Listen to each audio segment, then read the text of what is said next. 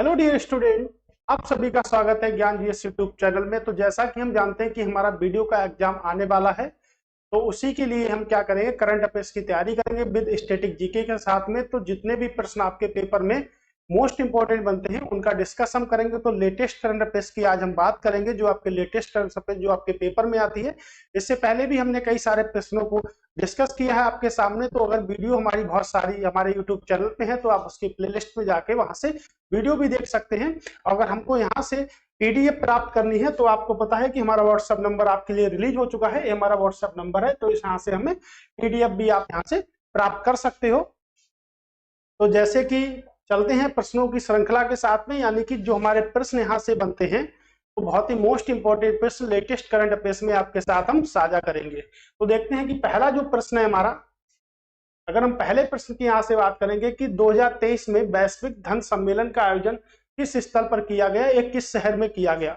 Option है आपका Paris हो गया, लंदन हो गया, दावोस हो गया और आपका ओस्लो हो गया। अगर हम ओस्लो की बात करेंगे तो ओस्लो आपके कहां पर है, तो ओस्लो आपके नॉर्वे में है। कहां पर है ओस्लो, तो ओस्लो की अगर हम बात करेंगे तो आपके नॉर्वे में है, राइट। यहां से अगर दावोस की बात करेंगे तो ये आपके स्विट्जरलैंड में है, स्विट्जरलैंड में है ये आपके। लंदन की अगर हम बात करेंगे तो आपके इंग्लैंड में है, और पेरिस आपका कहां पर है, आपके फ्रांस में है। लेकिन कुछ हम स्टैटिक पॉइंट में देखेंगे, आपके साथ हमने बताया भी है कि हम स्टैटिक जी को देखेंगे। तो यहाँ से हमारे जीएस के प्रश्न भी जो अच्छी तरह से जो बन रहे होंगे वो प्रश्न भी बनेंगे। अगर हम बात करेंगे पेरिस की, तो पेरिस आपकी सीन नदी के किनारे है। किस नदी के किनारे हुआ पेरिस, पेरिस यहाँ से हमारा सीन नदी के किनारे है। और अगर लंदन की बात करेंगे तो थेम्स नदी के किनारे है। दावोस की अगर बात करेंगे तो बासर नदी के किनारे है आपका, ठीक है। ओस्लो आपके नॉर्वे की बात अगर हम करेंगे तो आपके पेट्रोलियम उत्पादन के लिए प्रसिद्ध है। तो पेट्रोलियम उत्पादन के लिए प्रसिद्ध है आपका ओस्लो, यहां से, ठीक है। तो हमारा जो प्रश्न था कि धन सम्मेलन का जो आयोजन हुआ है वो कहां पर हुआ है, तो इसका राइट आंसर क्या होगा आपका, लंदन जो है वो धन सम्मेलन का आयोजन किएगा। अगर हम दावोस की बात करेंगे तो दावोस को देखिएगा, विश्व आर्थिक मंच, तुम्हारा विश्व आर्थिक मंच 2023 का जो आयोजन किया गया था वो कहां पर किया गया था, आपके दावोस में किया गया था। और दावोस आपके कहां पर है, स्विट्जरलैंड में है। तो स्विट्जरलैंड की अगर हम कैपिटल की बात करेंगे तो बर्न स्विट्जरलैंड की क्या है, आपके कैपिटल है। तो इस तरह हमारा पहला प्रश्न का जो आंसर होगा क्या होगा, आपके लंदन हमारा क्या होगा, राइट आंसर यहां से होगा। चलते हैं दूसरे प्रश्न की ओर।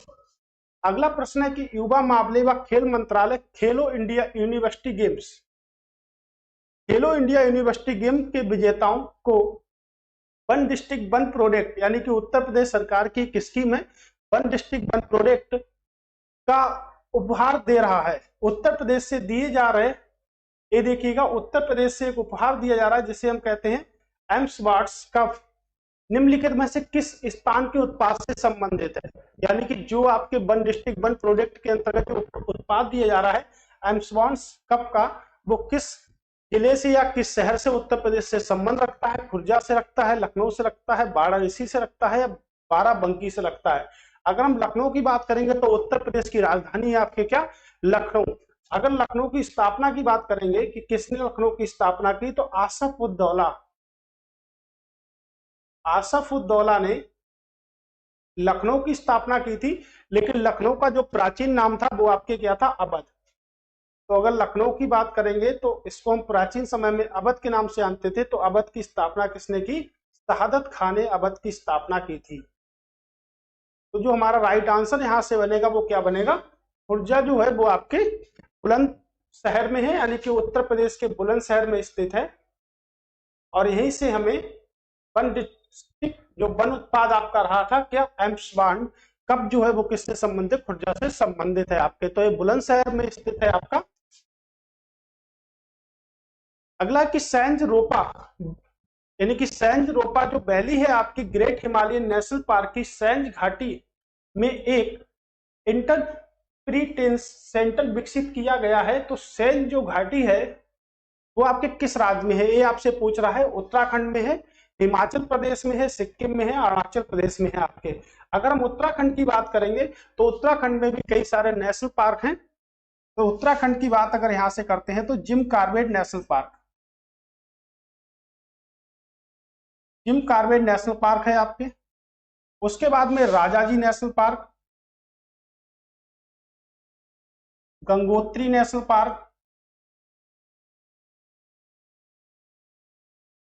Yamunotri national park. ये बहुत सारे नेशनल पार्क हैं जो आपके कहां पर हैं, गोविंद सागर नेशनल पार्क।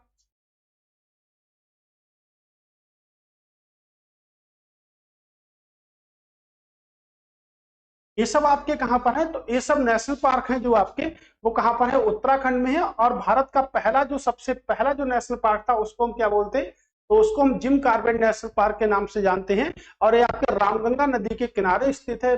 पहले हम इसे क्या कहते थे, तो पहले हम इसे हैली नेशनल पार्क कहते थे। किस नाम से जानते थे इसे, तो हेली नेशनल पार्क के नाम से जानते थे। अगर पूछा जाता कि भारत का सबसे पहला नेशनल पार्क क्या होगा, तो जिम कॉर्बेट नेशनल पार्क जो आपके कहां पर है, जो आपके उत्तराखंड में स्थित है।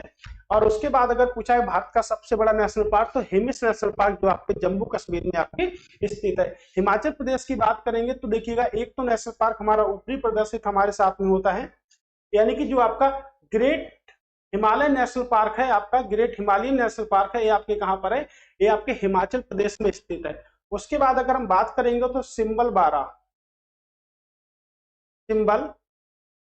12 नेशनल पार्क आपके स्थित है। खीर गंगा नेशनल पार्क कहां पर है, आपके हिमाचल प्रदेश में है।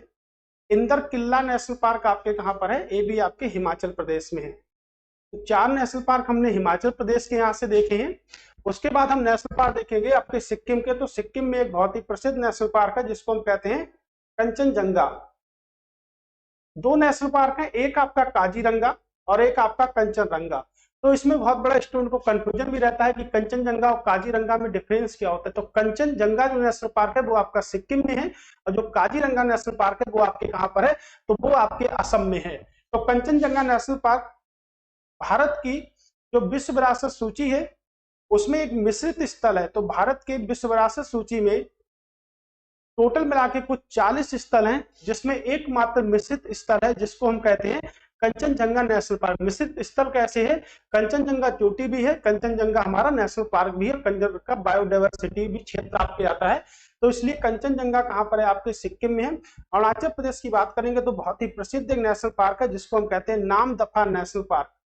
तो नामदफा नेशनल पार्क आपके कहां पर है, तो नामदफा नेशनल पार्क आपके अरुणाचल प्रदेश में है। तो इस तरह हम देखेंगे कि जो हमारी घाटी है, ठीक है, तो घाटी हमारी कहां पर है, आपके हिमाचल प्रदेश में। घाटी मतलब जो हमारी अंदर घाटी नहीं होती, घाटी मतलब होता है जो हमारी गहराई में सबसे ज्यादा होती है, उसको हम क्या कहते हैं, वैली कहते हैं ना।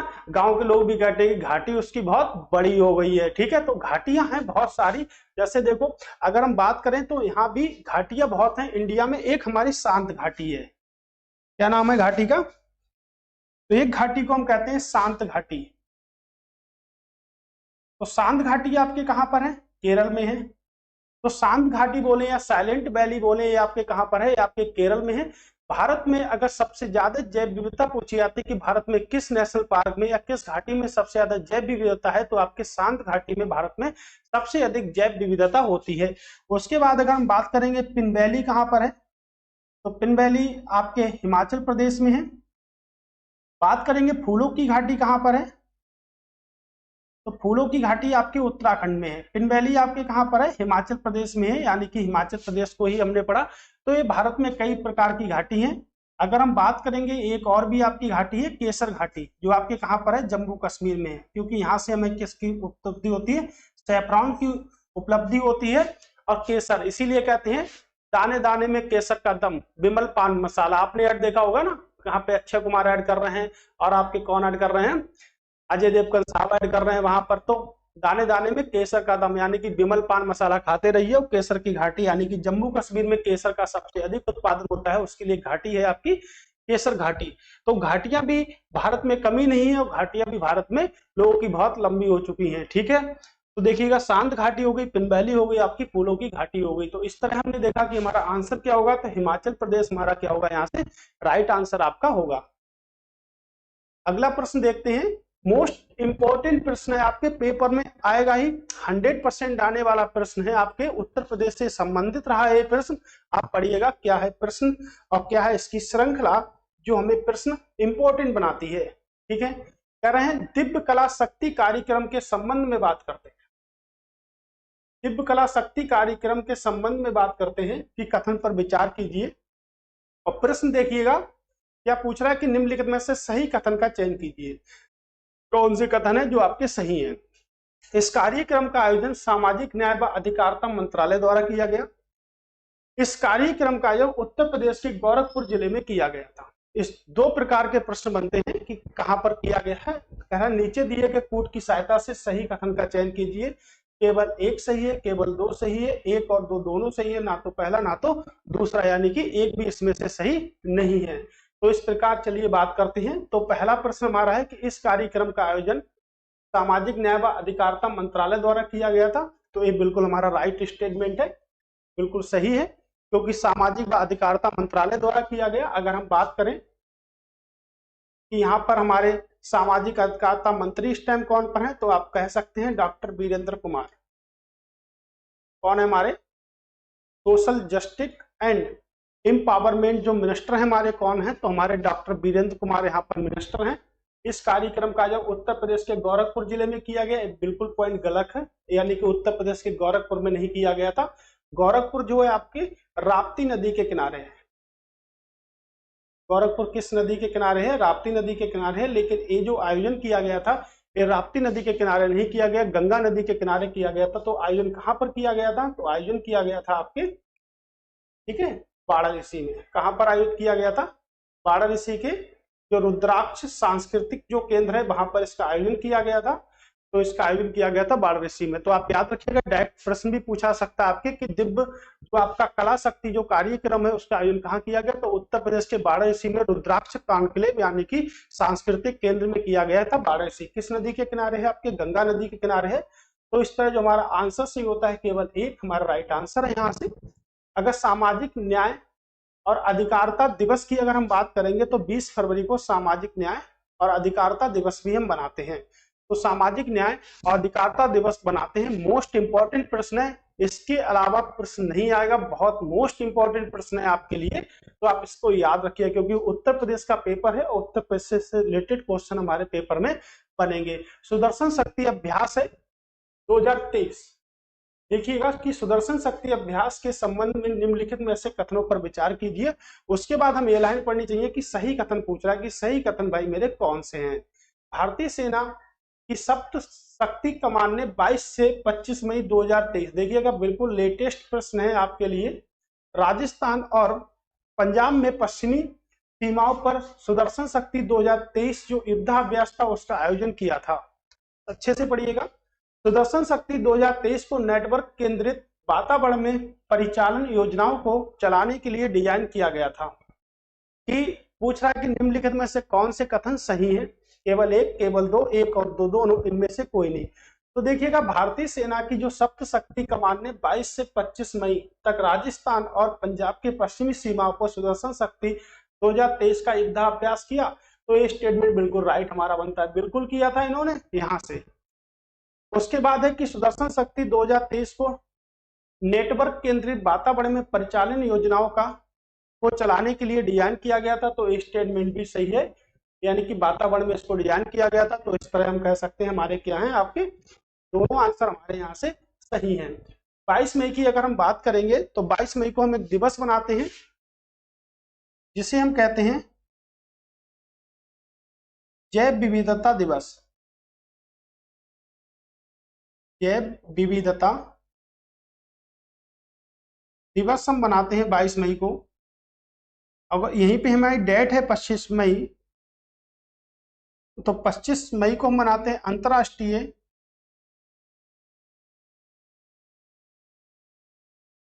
अंतरराष्ट्रीय बाल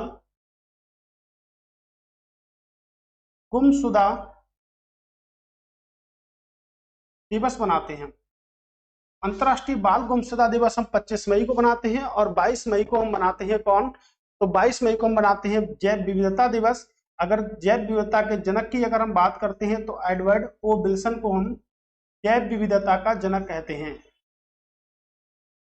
तो एडवर्ड ओ विल्सन को हम जैव विविधता का जनक भी कहते हैं यहाँ से। तो आप याद रखिएगा कि हमारे मोस्ट इंपोर्टेंट दिवस की श्रेणी में आते हैं, जिसमें 22 में आपका मोस्ट इंपोर्टेंट है। तो सुदर्शन चक्र हमारा जो जो अभ्यास था वो कहाँ पर हुआ था? राजस्थान में हुआ था और आपके पंजाब में आपके हुआ था यहाँ से। तो हमारा सही आंसर क्या होगा? सही आंसर हमारा होगा 1 और 2, दोनों हमारे क्या होंगे? राइट आंसर होंगे। अगला प्रश्न है कि शीर्ष 500 वैश्विक सुपर कंप्यूटिंग सूची में भारत के सबसे शक्तिशाली सुपर एरावत का स्थान क्या था? यानी कि एरावत का स्थान आपको पूछ रहा है कि कितना रहा था? 69वां रहा था, 75 रहा था, 87 रहा था या 114 रहा था? तो 500 सूचियों में एरावत का स्थान जो था वो कौन सा आपका रहा था? तो ये जो सम्मेलन जो हुआ था, जो वैश्विक जो ग्लोबल सम्मेलन हुआ था, ये आपके 61 अंतरराष्ट्रीय कंप्यूटिंग सम्मेलन था यहां से। और ये आपके सुपर कंप्यूटिंग जो सम्मेलन जो था ये आपके जर्मनी में हुआ था। और जर्मनी के किस शहर में हुआ था? तो जर्मनी की जो कैपिटल है आपके बर्लिन में हुआ था। और उसमें जो भारतीय कंप्यूटर जो एरावत जो था उसको कौन सा नंबर मिला था? तो उसको आपके 75 नंबर यहाँ से हमारा मिला था। तो याद रखिएगा मोस्ट इंपोर्टेंट पॉइंट हमारे यहाँ से बनते हैं। आपके प्रश्न आएगा पेपर में, मोस्ट इंपोर्टेंट है प्रश्न। आईपीएल इंडियन प्रीमियम लीग 2023 में प्ले ऑफ के दौरान फेंकी गई प्रत्येक डॉट बॉल, ए इस बार के लिए किया गया था डॉट बॉल के लिए बीसीसीआई ने कितने पेड़ लगाने का फैसला किया है? 100 पेड़ लगाने का फैसला किया, 225 है, 500 है या आपके 600 पेड़ लगाने का फैसला किया है। तो जो आईपीएल है आपके 2023 में, इसको हम इंडियन प्रीमियर लीग के नाम से जानते हैं। फुल फॉर्म भी पेपर में आपके आ सकती है। अगर हम बात करेंगे कि इसमें क्या होती है, इसमें जो सबसे ज्यादा रन मारता है उसको आपको ऑरेंज कैप यानी कि पर्पल कैप मिलती है। तो ऑरेंज कैप किससे मिली आपके? तो ऑरेंज कैप की अगर बात करेंगे और पर्पल कैप की अगर हम बात करेंगे तो पर्पल कैप यहां से मिली थी मोहम्मद शमी को। तो मोहम्मद शमी को मिली थी। और ऑरेंज कैप की बात करेंगे तो सुमन गिल को मिली थी। सुमन गिल को यहां से मिली थी क्या? आपके ऑरेंज कैप की। तो कितने पेड़ लगाने का फैसला किया है? तो 500 पेड़ लगाने का फैसला किया है यहां से। और बीसीसी की अगर हम बात करेंगे तो इसकी फुल फॉर्म जो होती है वो है आपके board of control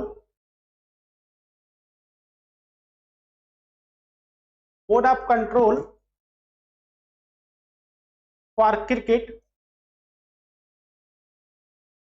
in India. इसकी जो स्थापना हुई थी वो आपके 1928 में हुई थी। और इसका जो मुख्यालय है वो कहां पर है? आपके बंबई में इसका मुख्यालय है। और रोजर बिन्नी इसके क्या है? आपके प्रेसिडेंट है रोजर बिन्नी। ठीक है, तो ये मोस्ट इंपोर्टेंट बनता है कि बीसीसीआई का जो मुख्यालय है वो आपके कहां पर है? तो वो आपके बंबई में यहाँ पर मुख्यालय है इसका। कह रहे यूनेस्को विश्व धरोहर स्थल सिटी ऑफ डेथ किस देश में स्थित है? तो सिटी ऑफ डेथ आपका किस देश में स्थित है? इराक में स्थित है, आपके ओमान में स्थित है, जिबूती में स्थित है, आपके मिस्र में स्थित है।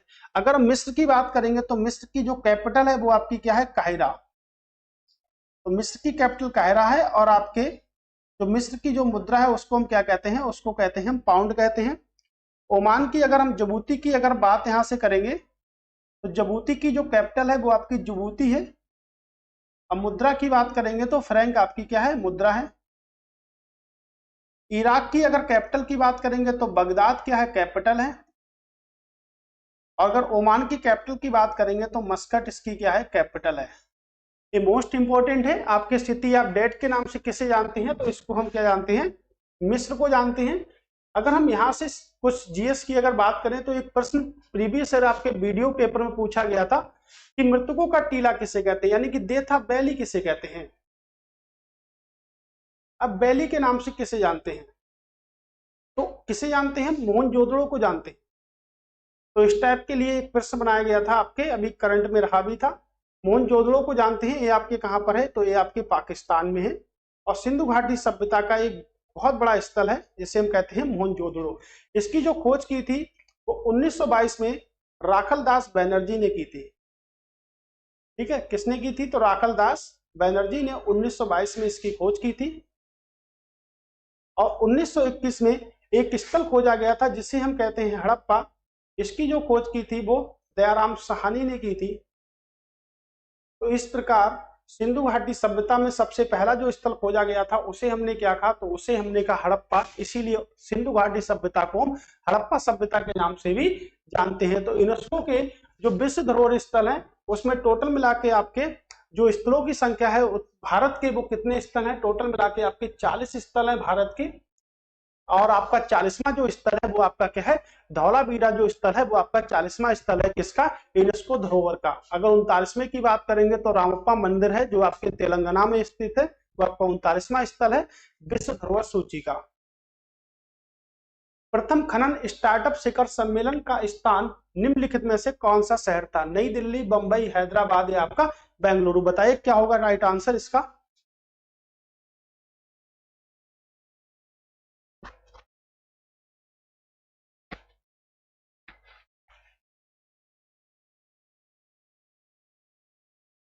अगर यहां से हम बात करेंगे कि प्रथम खनन स्टार्टअप शिखर सम्मेलन का स्थान निम्नलिखित में से कौन सा शहर रहा है? नई दिल्ली रहा है, बंबई रहा है, हैदराबाद रहा है या आपके बेंगलुरु रहा है? तो थोड़ी सी बात कर लेते हैं दिल्ली। दिल्ली हमारी क्या है? राजधानी है। थोड़ा सा देखिएगा और समझिएगा आप लोग कि दिल्ली हमारी क्या है? यहाँ से राजधानी है। तो जब अगर हम प्रारंभिक राजधानी की बात करेंगे तो प्रारंभिक राजधानी हमारी क्या थी? कोलकाता। तो प्रारंभिक राजधानी कोलकाता थी, लेकिन 1911 में क्या था? कोलकाता से राजधानी पुरानी दिल्ली बनाई गई थी, ना कि नई दिल्ली।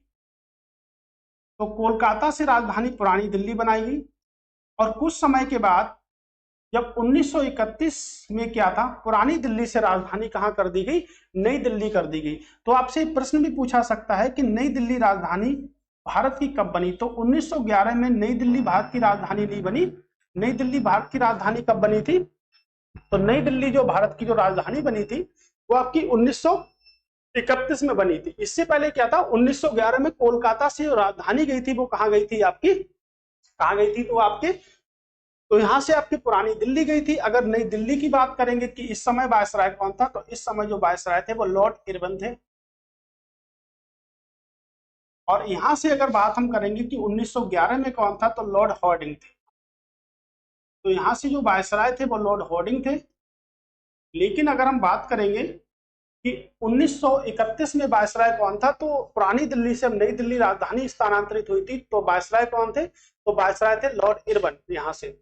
ठीक है, तो नई दिल्ली की अगर हम बात करेंगे कि नई दिल्ली की स्थापना किसने की, तो नई दिल्ली की स्थापना अंगनपाल ने की। तो किस वंश से संबंध रखते हैं? आपके तोमर वंश से संबंध रखते हैं। तोमर वंश से संबंध रखते हैं। और तोमर वंश के बहुत ही शक्तिशाली राजाओं में से एक थे आपके कौन? तो आपके शक्तिशाली राजाओं में से एक थे आपके अंगनपाल। और हम उसके बाद अगर बात करेंगे कि दिल्ली की चर्चा सर्वप्रथम किस ग्रंथ में की गई, तो दिल्ली की चर्चा सर्वप्रथम पृथ्वीराज रासो पृथ्वीराज रासो ग्रंथ में की गई थी, जिसकी जो रचना करी थी वो किसने करी थी? चंद ने करी थी। तो चंद और आपके पृथ्वीराज चौहान तृतीय का जो रिश्ता था वो क्या था? जीजा और साले का रिश्ता था। तो चंद बरदाई ने पृथ्वीराज की रचना की थी और इसी पुस्तक में, इसी महाकाव्य में सबसे पहले क्या करा गया था? दिल्ली की चर्चा की गई थी। और दिल्ली की स्थापना किसने करी? आंगनपाल ने करी। लेकिन दिल्ली के अगर डिजाइन करता की हम बात करेंगे तो दिल्ली को डिजाइन किसने करा? एडवर्ड लुटियास ने क्या करा? दिल्ली को डिजाइन किया। दिल्ली को क्या करा? डिजाइन किया यहाँ से एडवर्ड लुटियास ने। तो दिल्ली से राजधानी क्षेत्र दिल्ली बन गया था, यानी कि दिल्ली से राजधानी क्षेत्र दिल्ली बन गया था 1992 में। तो 1992 में दिल्ली से राजधानी क्षेत्र क्या हुआ? एनसीआर दिल्ली बन गया था। बंबई की बात करेंगे तो बंबई की जो स्थापना की है वो करी है गेरोल्ड अंगियान ने।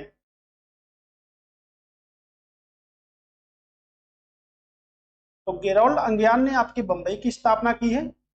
उसके बाद हैदराबाद की बात करेंगे तो स्वतंत्र राज्य हैदराबाद की जो स्थापना की है वो चिनकिलिस खान ने क्या करी? हैदराबाद की स्थापना की है आपके। और अगर कुतुब अली कुतुब शाह ने भी की थी, लेकिन अली कुतुब शाह ने आपकी पहले स्थापना की थी जब हैदराबाद स्वतंत्र हो गया था, तो उसकी स्थापना किसने करी थी? चिनकिलिश खान ने करी थी। कुतुब अली शाह ने की थी। और अगर बात करेंगे बेंगलुरु की, तो बेंगलुरु की जो स्थापना की थी वो किसने करी थी? केम्पेगौड़ा ने की थी। केम्पेगौड़ा ने की थी।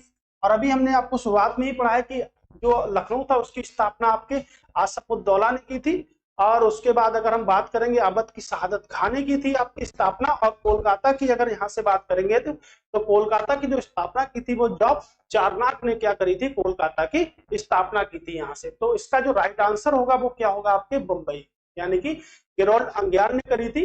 और बंबई जो था वो पुर्तगालियों क्या करा? कैथरीन से विवाह करने के उपलक्ष्य में दहेज में दे दिया था पुर्तगालियों ने। किसको? चार्ल्स द्वितीय को। तो किसको उपहार में मिला था बंबई? तो चार्ल्स द्वितीय को उपहार में मिला था आपके बंबई को। तो इस तरह हमारा प्रश्न बनता है यहाँ से। प्रश्न है कि कोविड वर्ष 2020-21 के लिए नीति आयोग के वार्षिक राज्य स्वास्थ्य सूचकांक के अनुसार निम्नलिखित में से कौन सा राज्य बड़े राज्यों में शीर्ष प्रदर्शन करने वाले राज्यों में शामिल है? नहीं है। तो शामिल नहीं है की बात की जा रही है की बात नहीं की जा रही है। प्रश्न सिंपल सा है कि नीति आयोग ने एक सूचकांक को जारी किया, राज्य स्वास्थ्य सूचकांक में, उसमें टॉप 3 में कौन सा राज्य शामिल नहीं है? एक प्रश्न है हमारा, सिंपल सा है, बड़े राज्यों में। तो केरल है, तमिलनाडु है, महाराष्ट्र है और तेलंगाना है। तो आपको बताना है। उससे पहले हम बात कर लेते हैं अजय नीति आयोग क्या है। तो नीति आयोग की आइए बात करते हैं। और नीति आयोग से प्रश्न आपके पेपर में बनेगा। तो हम लिखते हैं नीति, कुछ इस टाइप से हम लिखते हैं नीति आयोग।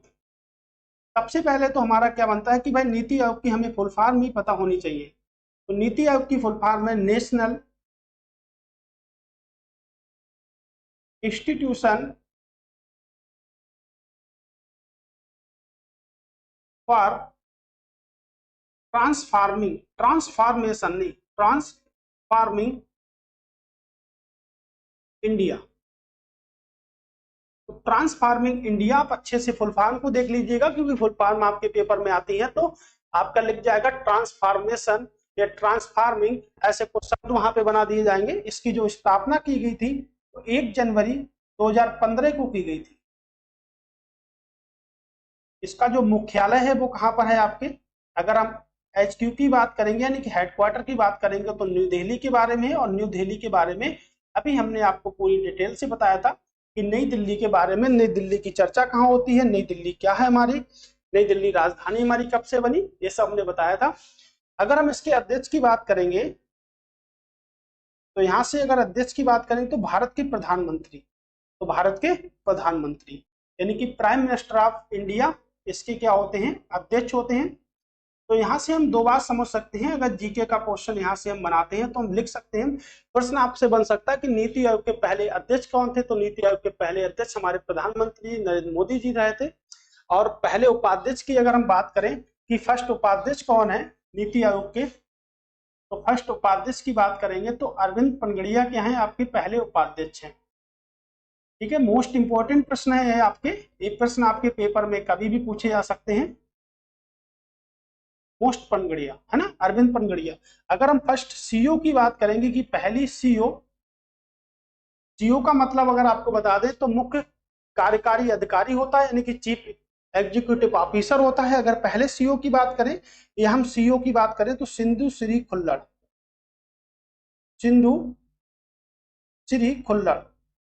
अब प्रश्न हमारा क्या बनता है? अगर प्रश्न हमारा बनता है कि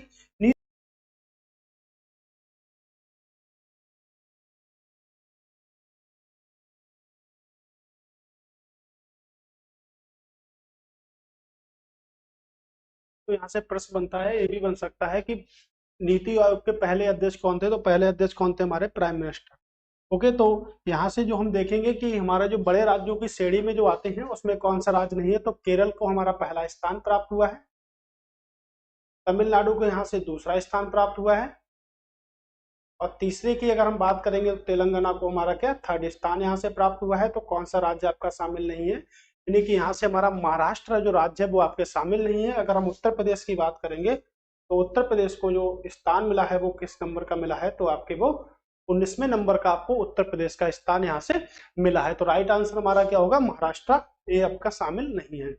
अगला प्रश्न है कि मई 2023 में एक्सको मार्क्स ट्रेस गैस ऑर्बिटर ने मंगल के चारों ओर अपनी कक्षा से पृथ्वी को एक अनकोडेड संदेश दिखाया है। यह अंतरिक्ष यान निम्नलिखित में से किस संगठन से संबंधित है? प्रश्न पूछ रहा है किस संगठन से आपका संबंधित है। तो राइट आंसर हमारा क्या होगा, ये आप देखिएगा यहाँ से। पहला है आपका यूरोपीय अंतरिक्ष agency, national aeronautics and space administration, Japan aerospace exploration agency आपकी, और चीन की आपकी नेशनल एजेंसी है जो आपके अंतरिक्षों से संबंधित है। तो अगर हम बात करेंगे तो इसका जो मुख्यालय है वो आपके चीन में ही होगा, ठीक है, बीजिंग में होगा। अगर हम जापान की बात करेंगे तो इसका मुख्यालय कहां पर है, आपके जापान में है। नेक्सा की बात करेंगे तो आपके यूएसए यानी कि वाशिंगटन में इसका क्या है, आपके मुख्यालय है, वाशिंगटन में मुख्यालय है। और इसका अगर हम बात करेंगे तो ब्रुसेल्स आपके बेल्जियम में इसका मुख्यालय है यहां से। तो इसका राइट आंसर जो होगा वो क्या होगा, आपके यूरोपीय अंतरिक्ष एजेंसी होगा। लेकिन इसमें जो बात कर रहा है वो आपके मंगल ग्रह की बात कर रहा है। तो मंगल ग्रह को हम किस नाम से जानते हैं, तो मंगल ग्रह को हम लाल ग्रह के नाम से जानते हैं। लाल ग्रह कहते हैं मंगल ग्रह को, रेड प्लैनेट के नाम से जानते हैं। और इसके मात्र 2 उपग्रह हैं, जिसे हम एक को कहते हैं डिमोस और एक को कहते हैं फिबोस। एक को क्या कहते हैं, तो एक को कहते हैं फिबोस और दूसरे को कहते हैं डिमोस। तो 2 उपग्रह हैं आपके मंगल ग्रह के। तो इस तरह जो हमारा आंसर होगा वो क्या होगा, अंतरिक्ष, यूरोपीय अंतरिक्ष एजेंसी हमारा क्या होगा, आंसर होगा। मई 2023 में भारत सरकार के निम्नलिखित में से किस शहर में भारतीय वानिकी अनुसंधान और शिक्षा परिषद में सतत भूमि प्रबंधन पर उत्कृष्टता केंद्र का उद्घाटन किया है? ठीक है, तो वानिकी मतलब होता है आपके जंगल, यानी कि जंगल भी यहाँ पर हम बोल सकते हैं।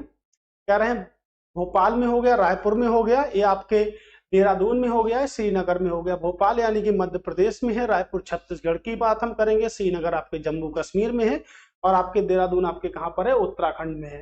तो पूछे भारतीय वानिकी अनुसंधान व शिक्षा परिषद में सतत भूमि प्रबंधन पर उत्कृष्टता केंद्र कहां स्थापित किया गया? तो राइट आंसर हमारा क्या होगा, राइट आंसर हमारा होगा देहरादून में स्थापित किया गया है। और देहरादून आपके कहां पर है, उत्तराखंड में है।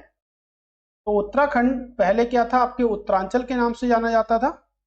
तो 2006 में उत्तरांचल का नाम जो परिवर्तित करके क्या कर दिया गया था, उत्तराखंड कर दिया गया था। तो उत्तरांचल की जो स्थापना हुई थी वो हुई थी आपकी 9 नवंबर 2000 को। तो 9 नवंबर 2000 को आपका उत्तरांचल बना था और इसका जो नाम परिवर्तित कर दिया गया था। तो अब हम इसे किस नाम से जानते हैं, तो अब हम इसे जानते हैं उत्तराखंड के नाम से इसे हम इस समय जानते हैं। उत्तराखंड में आपकी जिम कॉर्बेट नेशनल पार्क है, जिसे भारत का पहला नेशनल पार्क भी हम कहते हैं। अगर हम यहाँ से देखें कि भारतीय वन अनुसंधान कहाँ पर है, तो भारतीय वन अनुसंधान भी आपके कहां पर है, तो भारतीय वन अनुसंधान आपके देहरादून में है। भारतीय वन अनुसंधान भी आपके कहां पर है, देहरादून में है। इसे 1906 में स्थापित किया गया था। और यहां से जो आंसर हमारा बन रहा है वो क्या बन रहा है, देहरादून बन रहा है। तो अगर हम बात करेंगे कि अंतर्राष्ट्रीय वानिकी दिवस कब बनाते हैं या अंतर्राष्ट्रीय वन दिवस कब बनाते हैं, तो 21 मार्च को हम अंतर्राष्ट्रीय वन दिवस बनाते हैं, 21 मार्च को।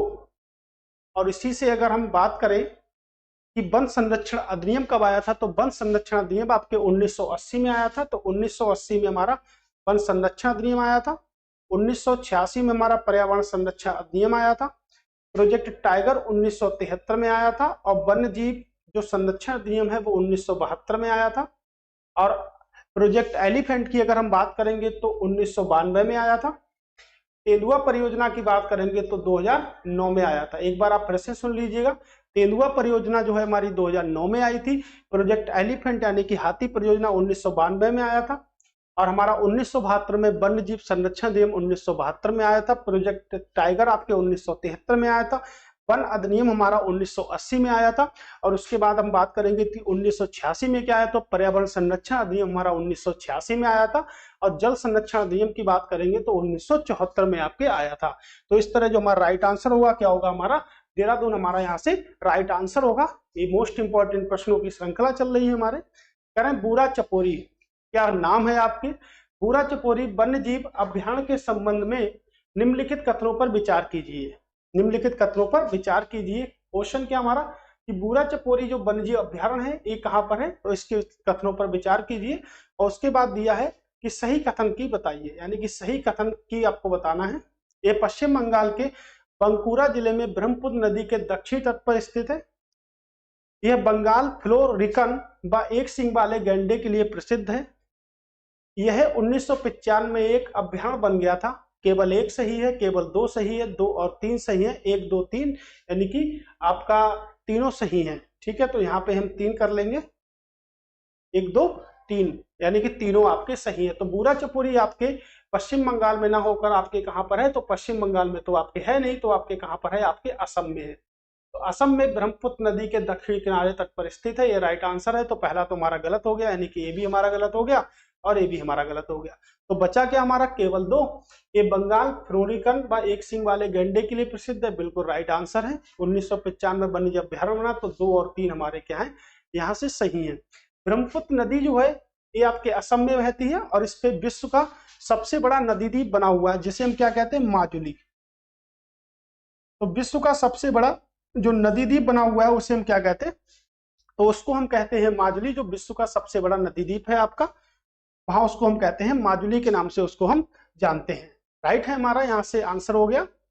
अगला चलते हैं। और अगर विश्व के सबसे बड़े द्वीप की अगर हम बात करेंगे तो हम उसको क्या कहते हैं, तो उसको हम कहते हैं ग्रीनलैंड।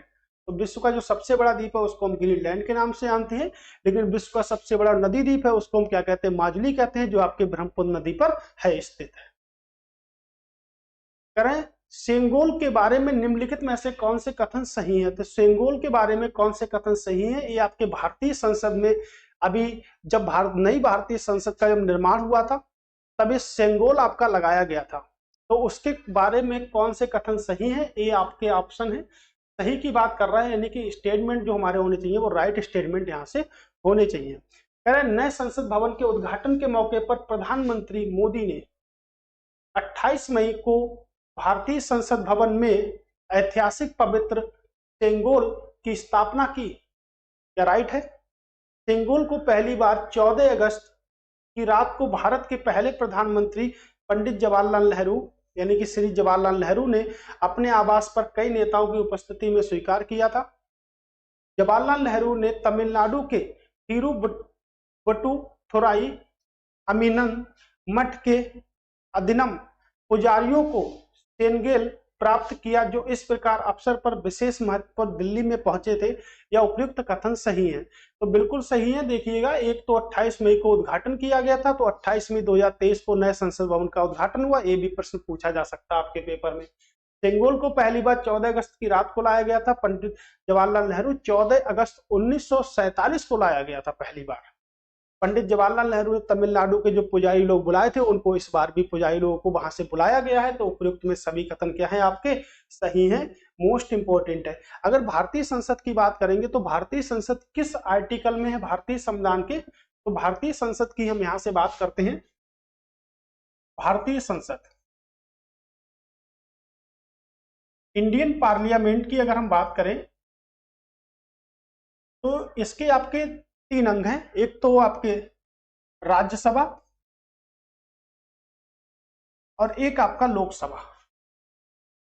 लेकिन अगर हम बात करें तो इसके 3 अंग भी हैं आपके। एक आपका अंग जो पढ़ते हैं वो आपके क्या, राष्ट्रपति। तो राष्ट्रपति जो है वो आपके अभिन्न अंग है भारतीय संसद के। तो राष्ट्रपति भारतीय संसद के अभिन्न अंग है, यानी कि राष्ट्रपति को बहुत ज्यादा पावर है, इसीलिए भारतीय संसद का अभिन्न अंग कैसे मानते हैं, तो राष्ट्रपति को भारतीय संसद का अभिन्न अंग मानते हैं। अगर हम बात करें कि आर्टिकल नंबर 79, अनुच्छेद 79 में क्या है, आपकी भारतीय संसद है। अनुच्छेद अगर हम बात करेंगे 79 के बाद 80, इसमें आपकी क्या है, इसमें आपकी राज्यसभा है। और अनुच्छेद 81 की अगर हम बात करेंगे तो इसमें आपकी लोकसभा है।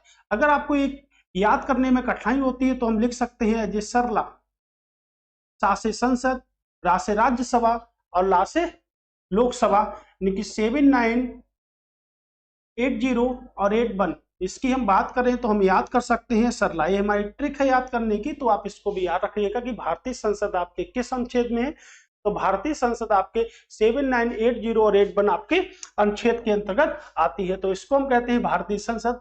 भारतीय संसद में एक समय होता है जिसे हम कहते हैं शून्यकाल।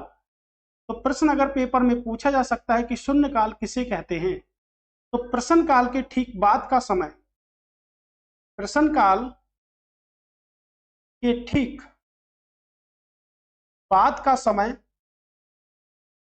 बाद का समय क्या कहलाता है आपके प्रश्न काल के नाम से जानते हैं।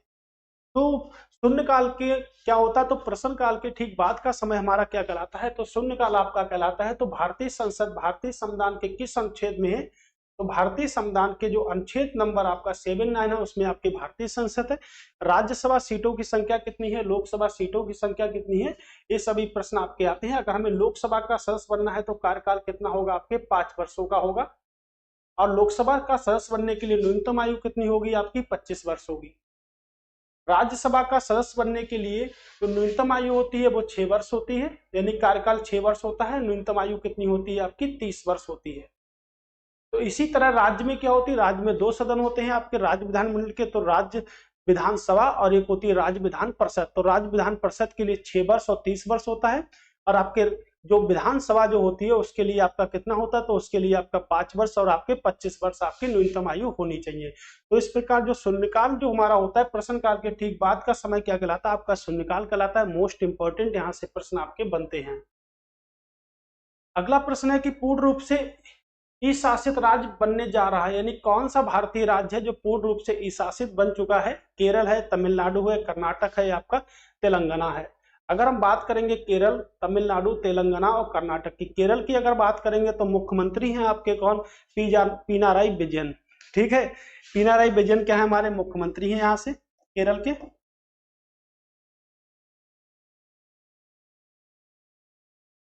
और अगर बात करेंगे तो आरिफ मोहम्मद खान, कौन है आपके, आरिफ मोहम्मद खान क्या है ये हमारे, तो यहां से ये हमारे क्या है, केरल के क्या है, आपके गवर्नर है। तो इसका राइट आंसर भी हमारा क्या होगा, तो इसका राइट आंसर भी आपका क्या होगा, केरल हमारा क्या होगा, राइट आंसर होगा। अगर हम यहां से बात कर लें कि केरल में कितने जिले हैं, तो केरल में 14 जिले हैं, 20 लोकसभा की सीटें हैं और 9 आपकी किसकी सीटें हैं, 9 आपकी राज्यसभा की सीटें हैं। तो 9 यहाँ से राज्यसभा की सीटें हैं हमारी। अगर हम बात करें तमिलनाडु के, तो तमिलनाडु के जो मुख्यमंत्री हैं उनको हम कहते हैं एम के स्टालिन। एम के स्टालिन हमारे क्या हैं, तमिलनाडु के मुख्यमंत्री हैं। और अगर गवर्नर की हम बात करेंगे तो R N Ravi, R N Ravi क्या है, आपके गवर्नर हैं। और अगर हम यहाँ से बात करें कि जिले कितने हैं, तो 38 जिले हैं, 39 लोकसभा की सीटें हैं और 18 क्या है, आपकी राज्यसभा की सीटें हैं। ये बात हमेशा आप याद रखिएगा कि राज्यसभा की सीटें हमेशा कम होंगी लोकसभा से, यानी कि लोकसभा की सीटें हमेशा क्या होंगी, ज्यादा होंगी। ठीक है, अगर कर्नाटक की बात करेंगे तो सिद्धा रमैया, ये क्या है, कर्नाटक के सीएम हैं। और थावरचंद गहलोत, थावरचंद गहलोत यहाँ के क्या है, गवर्नर हैं आपके। और अगर बात करेंगे डीएलआर नंबर कितना है, तो 33, 28 और 12।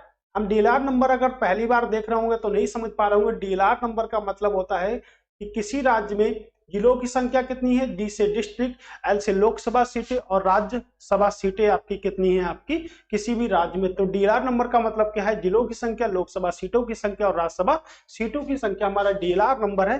तेलंगाना की अगर बात करेंगे तो देखिएगा कि के चंद्रशेखर राव, के चंद्रशेखर यहाँ के क्या है, आपके सीएम है। और उसके बाद अगर हम यहाँ से बात करें तो सौंदर्या राजन क्या है, हमारी यहाँ की गवर्नर है, सौंदर्य राजन। अगर डीएलआर की बात करेंगे तो 331707 क्या है आपका डीएलआर नंबर है फ्रॉम तेलंगाना का। तो तेलंगाना का डीएलआर नंबर कितना है आपका 331707। अगर हम उत्तर प्रदेश के डीएलआर की बात करेंगे तो उत्तर प्रदेश में 75 जिले हैं, 80 लोकसभा की सीटें हैं और आपकी 31 राज्यसभा की सीटें हैं।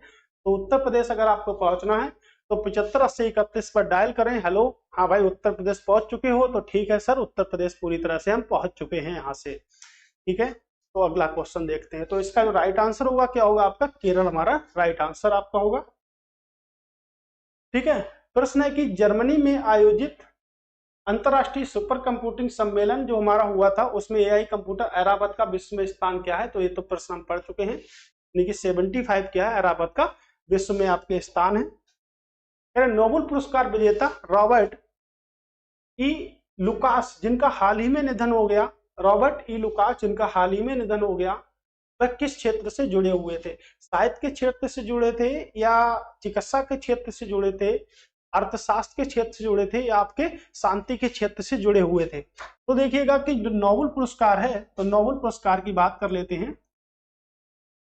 तो नोबेल पुरस्कार जो है वो आपके डायनामाइट के आविष्कारक अल्फ्रेड नोबेल की याद में दिए जाते हैं। तो कई सारे भारतीयों को भी मिल चुका है, यानी कि सबसे पहले जो भारतीय थे उन्हें साहित्य में मिला था। तो साहित्य में ये पुरस्कार किसे मिला था? तो साहित्य में मिला था रविन्द्रनाथ टैगोर। याद रखिएगा, रविन्द्रनाथ टैगोर पहले भारतीय हैं जिन्हें गीतांजलि पुस्तक के लिए साहित्य का नोबेल पुरस्कार मिला था। उसके बाद में भौतिकी के लिए नोबेल पुरस्कार मिला, और भौतिकी के लिए नोबेल पुरस्कार मिला सीवी रमन को। किसको मिला? तो सीवी रमन को मिला। उसके बाद अगर हम बात करेंगे कि किसको पुरस्कार यहां से मिला है, तो उसके बाद हम बात करेंगे कि भाई किसको पुरस्कार यहां से मिला है। तो शांति में आपका पुरस्कार, ये अगर पुरस्कार की बात करेंगे तो 1913 में आपके रविन्द्रनाथ टैगोर को मिला था यहां से 1913 में, और 1930 में ये पुरस्कार जो मिला था ये किसको मिला था? ये पुरस्कार मिला था सीवी रमन को मिला था। 1930 में पुरस्कार सीवी रमन को मिला था। और उसके बाद अगर हम बात करेंगे कि 1967 में आपके हरगोविंद खुराना, यानी कि इनको क्या मिला था? इनको चिकित्सा के क्षेत्र में मिला था। तो चिकित्सा के क्षेत्र में जो भारतीय थे हरगोविंद खुराना, इनको चिकित्सा के क्षेत्र में मिला था 1968 में। उसके बाद जो शांति के लिए जो पुरस्कार मिला था उसमें नाम आता है मदर टेरेसा। तो मदर टेरेसा को शांति के लिए पुरस्कार मिला, इस क्षेत्र में मिला, तो शांति में मिला, 1979 में मिला। उसके बाद जो हमारा नाम निकल के आता है वो आता है आपके अमर्त्य सेन का। तो अमर्त्य सेन को जो पुरस्कार मिला था वो अर्थशास्त्र के क्षेत्र में मिला था, और 1998 में पुरस्कार मिला था। तो ये पहले भारतीय हैं जिन्होंने नोबेल पुरस्कार प्राप्त किया था। उसके बाद अगर हम बात करेंगे रसायन विज्ञान की, तो रसायन विज्ञान में के वेंकट रमन को मिला था। वेंकट रमन रामकृष्णन को मिला था रसायन विज्ञान के क्षेत्र में 2009 में। तो 2009 में इतने पुरस्कार हमारे यहाँ से प्राप्त हुए थे। तो ये पहले भारतीय हैं जिन्हें नोबेल पुरस्कार से सम्मानित किया गया था। पहला पुरस्कार रविन्द्रनाथ टैगोर को उनकी पुस्तक गीतांजलि के लिए दिया गया था, और गीतांजलि वही पुस्तक है जिससे हमने क्या लिखा? तो जिससे हमने राष्ट्रगान लिया है। जो राष्ट्रगान गाने में कितना समय लगता है? तो 52 सेकंड राष्ट्रगान गाने में समय लगता है। अगर राष्ट्रगीत की बात करेंगे तो पुस्तक हमारी जो आनंद मठ है उससे हमने क्या लिया? तो उससे हमने राष्ट्रीय गान लिया है यहाँ से। तो नोबेल पुरस्कार विजेता है आपके रॉबर्ट ई लुकास को। इन्हें 1995 में नोबेल मिला था। किस क्षेत्र में मिला था? तो किस क्षेत्र में मिला था? तो अर्थशास्त्र के क्षेत्र में इन्हें मिला था। और ये आपके एक अमेरिका के रहने वाले हैं जिनका हाल ही में निधन हो गया। तो मोस्ट इंपोर्टेंट है, अर्थशास्त्र से आपके संबंधित हैं ये। तो अगला प्रश्न आप देखिएगा, क्या है अगला प्रश्न?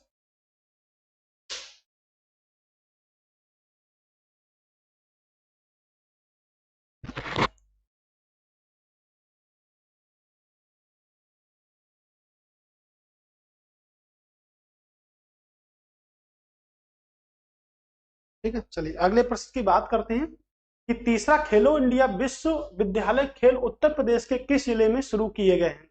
लखनऊ में शुरू किए गए हैं, गौतम बुद्ध नगर में शुरू किए गए हैं, या आपके कानपुर नगर में, या आपके गोरखपुर नगर में? तो खेलो इंडिया यूनिवर्सिटी जो गेम है वो आपके कहां पर शुरू किए गए? लखनऊ। लखनऊ आपको हमने शुरुआत में ही बताया था, किसने स्थापना करी? तो आसफ उद दौला ने स्थापना करी।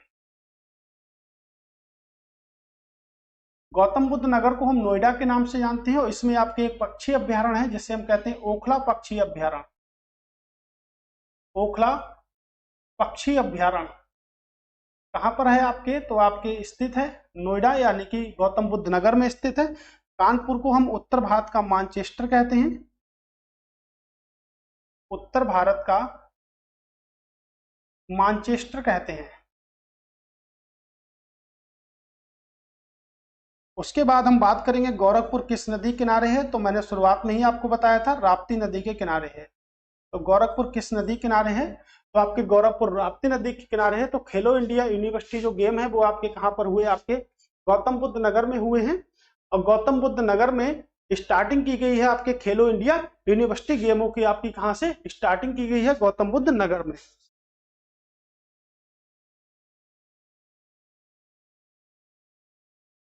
ठीक है, तो हम यहाँ से ये भी स्टार्टिंग कर सकते हैं। उसके बाद हम देखेंगे कि हमारे जो यूनिवर्सिटी जो गेम है जो आपके गौतम बुद्ध नगर हो गया, उसके बाद में लखनऊ में होंगे आपके, लखनऊ के बाद गोरखपुर और आपके वाराणसी। तो 4 शहरों को चुना गया है और साथ में गौतम बुद्ध नगर को चुना गया है। तो 4 शहरों को चुना गया है यहां से, जिसमें हमारे गेम होंगे। अगर हम बात करेंगे खेलो इंडिया गेम्स की, तो राइट आंसर हमारा क्या होगा? गौतम बुद्ध नगर में होगा। उत्तर प्रदेश की सबसे ज्यादा साक्षरता रेट है, जो साक्षरता रेट सबसे ज्यादा है वो आपके कहां पर है?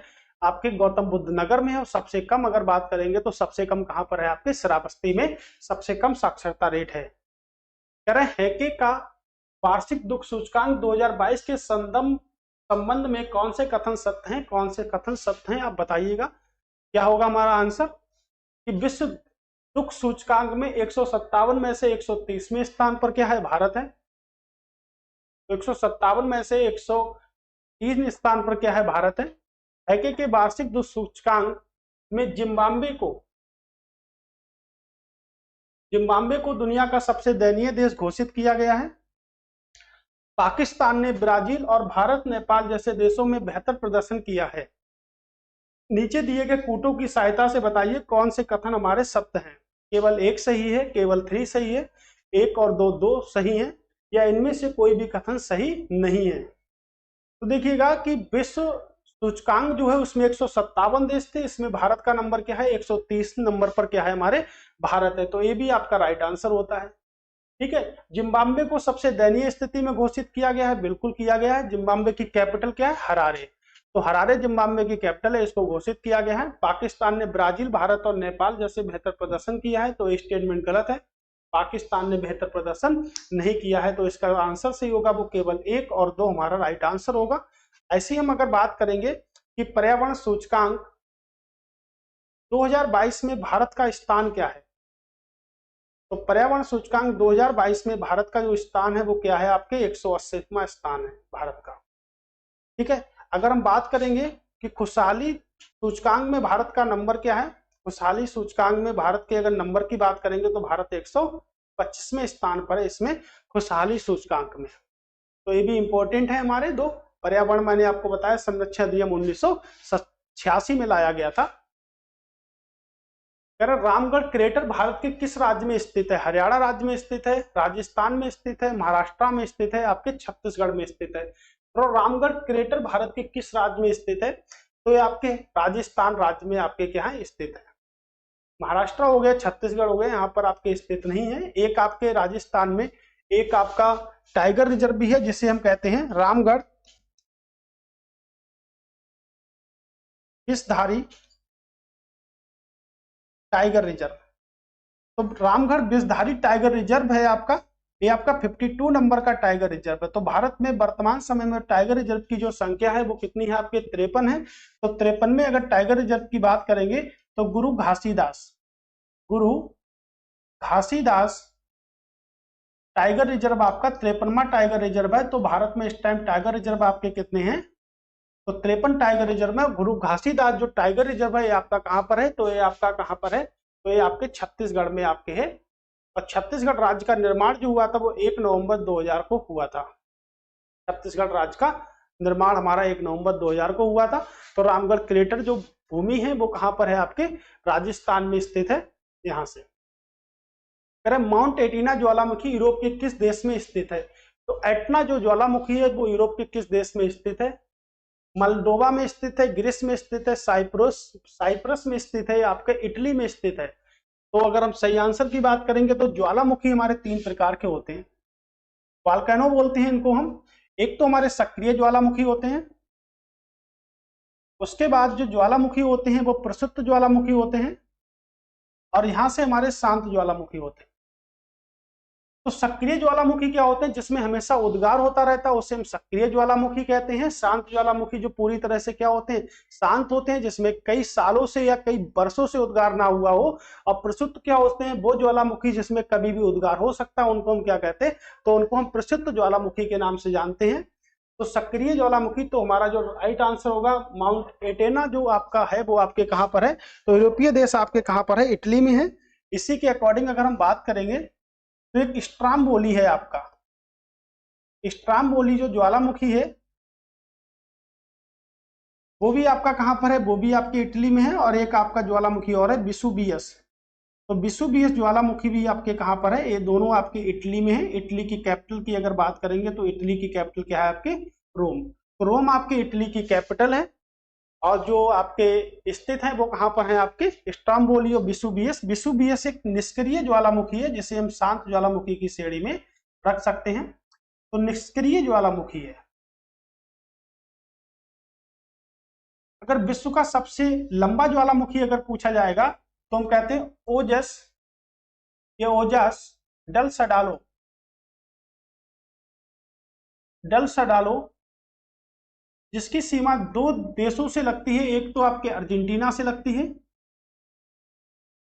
और दूसरा आपकी चिली से लगती है।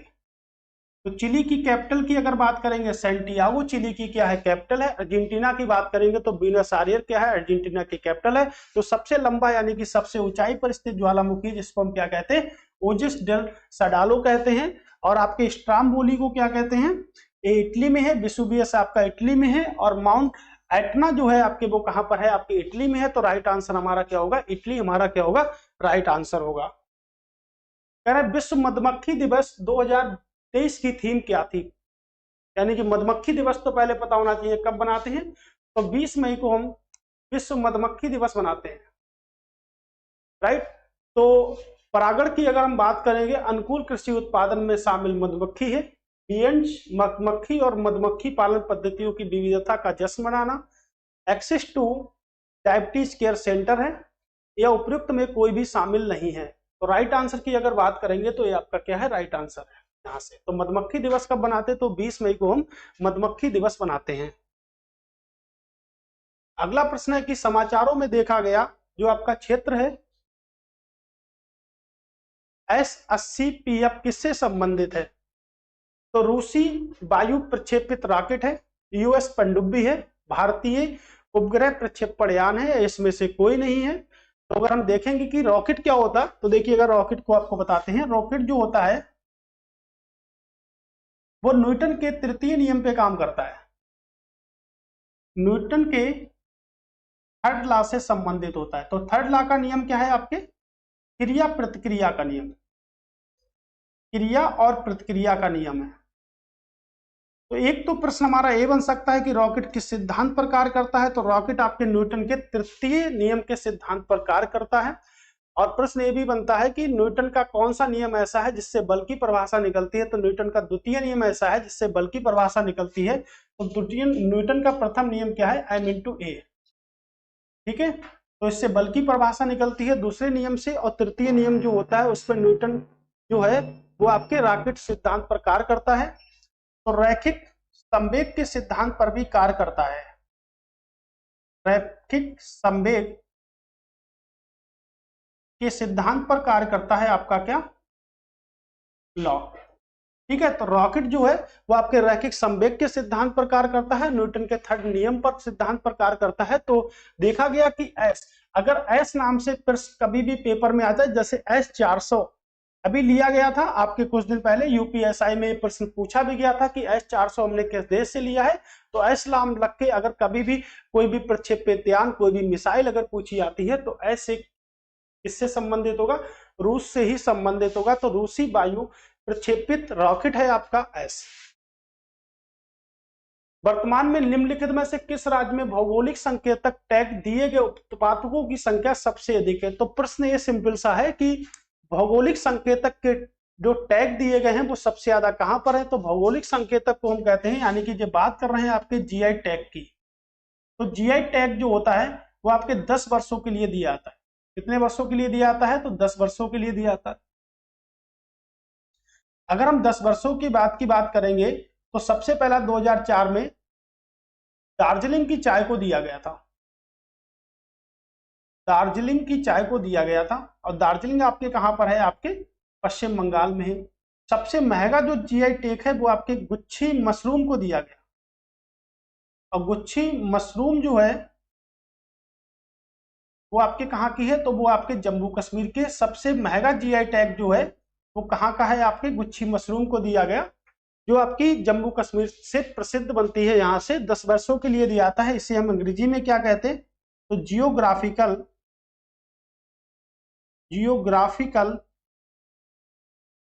इंडिकेशन। जियोग्राफिकल इंडिकेशन हम किसे कहते हैं, यानी कि हिंदी में अगर बोले तो भौगोलिक संकेतक इसको कहते हैं। तो ये सबसे ज्यादा किस राज्य में है, तो देखिएगा सबसे ज्यादा जब आपके आते हैं तो सबसे ज्यादा की अगर हम बात करेंगे तो सबसे ज्यादा प्रोडक्ट आपके तमिलनाडु में है। कहां पर है, आपके तमिलनाडु में है। और उसके बाद अगर बात करेंगे तो आपके कर्नाटक में आते हैं। कर्नाटक के बाद बात करेंगे तो केरल, और केरल के बाद अगर बात करेंगे तो आपके उत्तर प्रदेश। यानी कि जीआई टैग के मामले में उत्तर प्रदेश का कौन सा नंबर है, तो उत्तर प्रदेश के 34 उत्पाद अभी तक जीआई टैग में शामिल हुए हैं। तो उत्तर प्रदेश का चौथा नंबर आता है आपके जीआई टैग की श्रेणी में। तो उत्तर प्रदेश के 34 उत्पाद हैं जो आपके जीआई टैग में शामिल हुए हैं। मई 2023 में भारत यूरोपीय संघ व्यापार और प्रौद्योगिकी परिषद की पहली मंत्रियों बैठक कहां आयोजित की गई है। मई 2023 में जो आपके भारतीय यूरोपीय संघ व्यापार व प्रौद्योगिकी परिषद की पहली मंत्री बैठक कहां आयोजित की गई है, तो आपके कहां पर आयोजित की गई है, तो आपके बेल्जियम में आयोजित की गई है आपके। अगर हम रूस की बात करेंगे तो कैपिटल भाई आपकी मास्को है, मुद्रा क्या है आपकी रूबेल है। तो इसका सही आंसर होगा वो बेल्जियम आपकी होगा। फ्रांस पेरिस हो गई आपकी, यूरो हो गई। चीन की कैपिटल आप देखिएगा, चीन की कैपिटल तो आपकी बीजिंग है। लेकिन अगर हम बात यहां से करें कि चीन जो है उसकी मुद्रा क्या है, तो चीन ने अपनी कुछ सालों पहले अपनी मुद्रा को चेंज कर दिया था। पहले क्या थी, युआन थी, लेकिन अब मुद्रा क्या है आपके रिन मिन भी।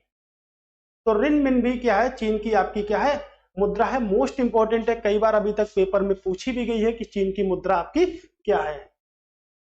ठीक है, Kiru hydro electric power project किस नदी पर आपके बनाया गया, यानी कि सिंपल सा क्वेश्चन है कि आपका जो पावर प्रोजेक्ट है कीरू वो कहां पर बनाया गया है। झेलम पर है, चिनाब पर है, रावी पर है, उपयुक्त में कोई सा नहीं है। तो देखेंगे तो किस का आंसर क्या होगा, चिनाब पर है। चिनाब पर कहां पर है, आपके जम्मू एंड कश्मीर में है। तो इस नदी पर और भी कई बांध बनाए गए हैं जिसे कहते हैं दुलहस्ती बांध। दुलहस्ती बांध किस नदी पर है, तो आपके चिनाब नदी पर है। और सराल बांध किस नदी पर है, चिनाब नदी पर है। तो चिनाब का जो उद्गम होता है वो हिमाचल प्रदेश के लहो व स्पीति जिलों से निकलते हुए हिमालय यानी कि चंद्र व भागा नदियों के संगम पर आपके होता है। इसका चिनाब का, चिनाब को प्राचीन भाषा में हम क्या कहते थे, अस्कनी के नाम से जानते थे चिनाब नदी को। ठीक है, रवि झेलम को क्या कहते थे, विस्ता क्या कहते थे, झेलम नदी को कहते थे। ठीक है, और रावी नदी को क्या कहते थे, तो रावी नदी को हम परसुणी के नाम से जानते थे। राइट है हमारा, तो परसुणी के नाम से हम रावी नदी को यहां से जानते थे। तो कुछ नदियां और भी हैं, जैसे अगर सतलज की बात करेंगे तो सतलज को हम सतुद्री के नाम से जानते थे। किस नाम से जानते थे, सतुद्री के नाम से जानते थे। और ब्यास को हम बिपाशा के नाम से जानते थे। ब्यास यानी कि बिपाशा के नाम से जानते थे ब्यास।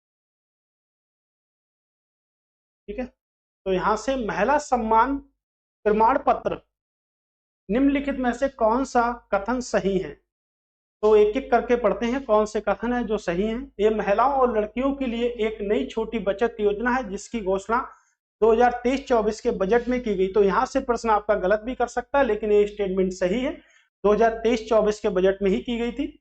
इसे आजादी का अमृत महोत्सव बनाने की घोषणा की गई थी, तो ये भी स्टेटमेंट आपका सही है, आजादी का अमृत महोत्सव बनाने की घोषणा की गई थी। यह योजना भारतीय डाक द्वारा पेश की जाती है और पूरे भारत में किसी भी डाकघर में इसका फायदा या इसका लाभ लिया जा सकता है। उपयुक्त सभी कथन सही हैं, तो सभी के सभी कथन सही हैं। अगर भारतीय डाक की बात करेंगे तो भारतीय डाक की जो शुरुआत की थी वो किसने की थी, लॉर्ड डलहौजी ने की थी। तो भारतीय डाक की जो शुरुआत की थी वो लॉर्ड डलहौजी ने की थी। इसका जो शासन पीरियड था वो 1848 से लेकर 1856 तक था। तो लॉर्ड डलहौजी ने भारतीय डाक की शुरुआत भी की थी और एक शुरुआत की थी हड़प नीति की। तो हड़प नीति की शुरुआत किसने की थी?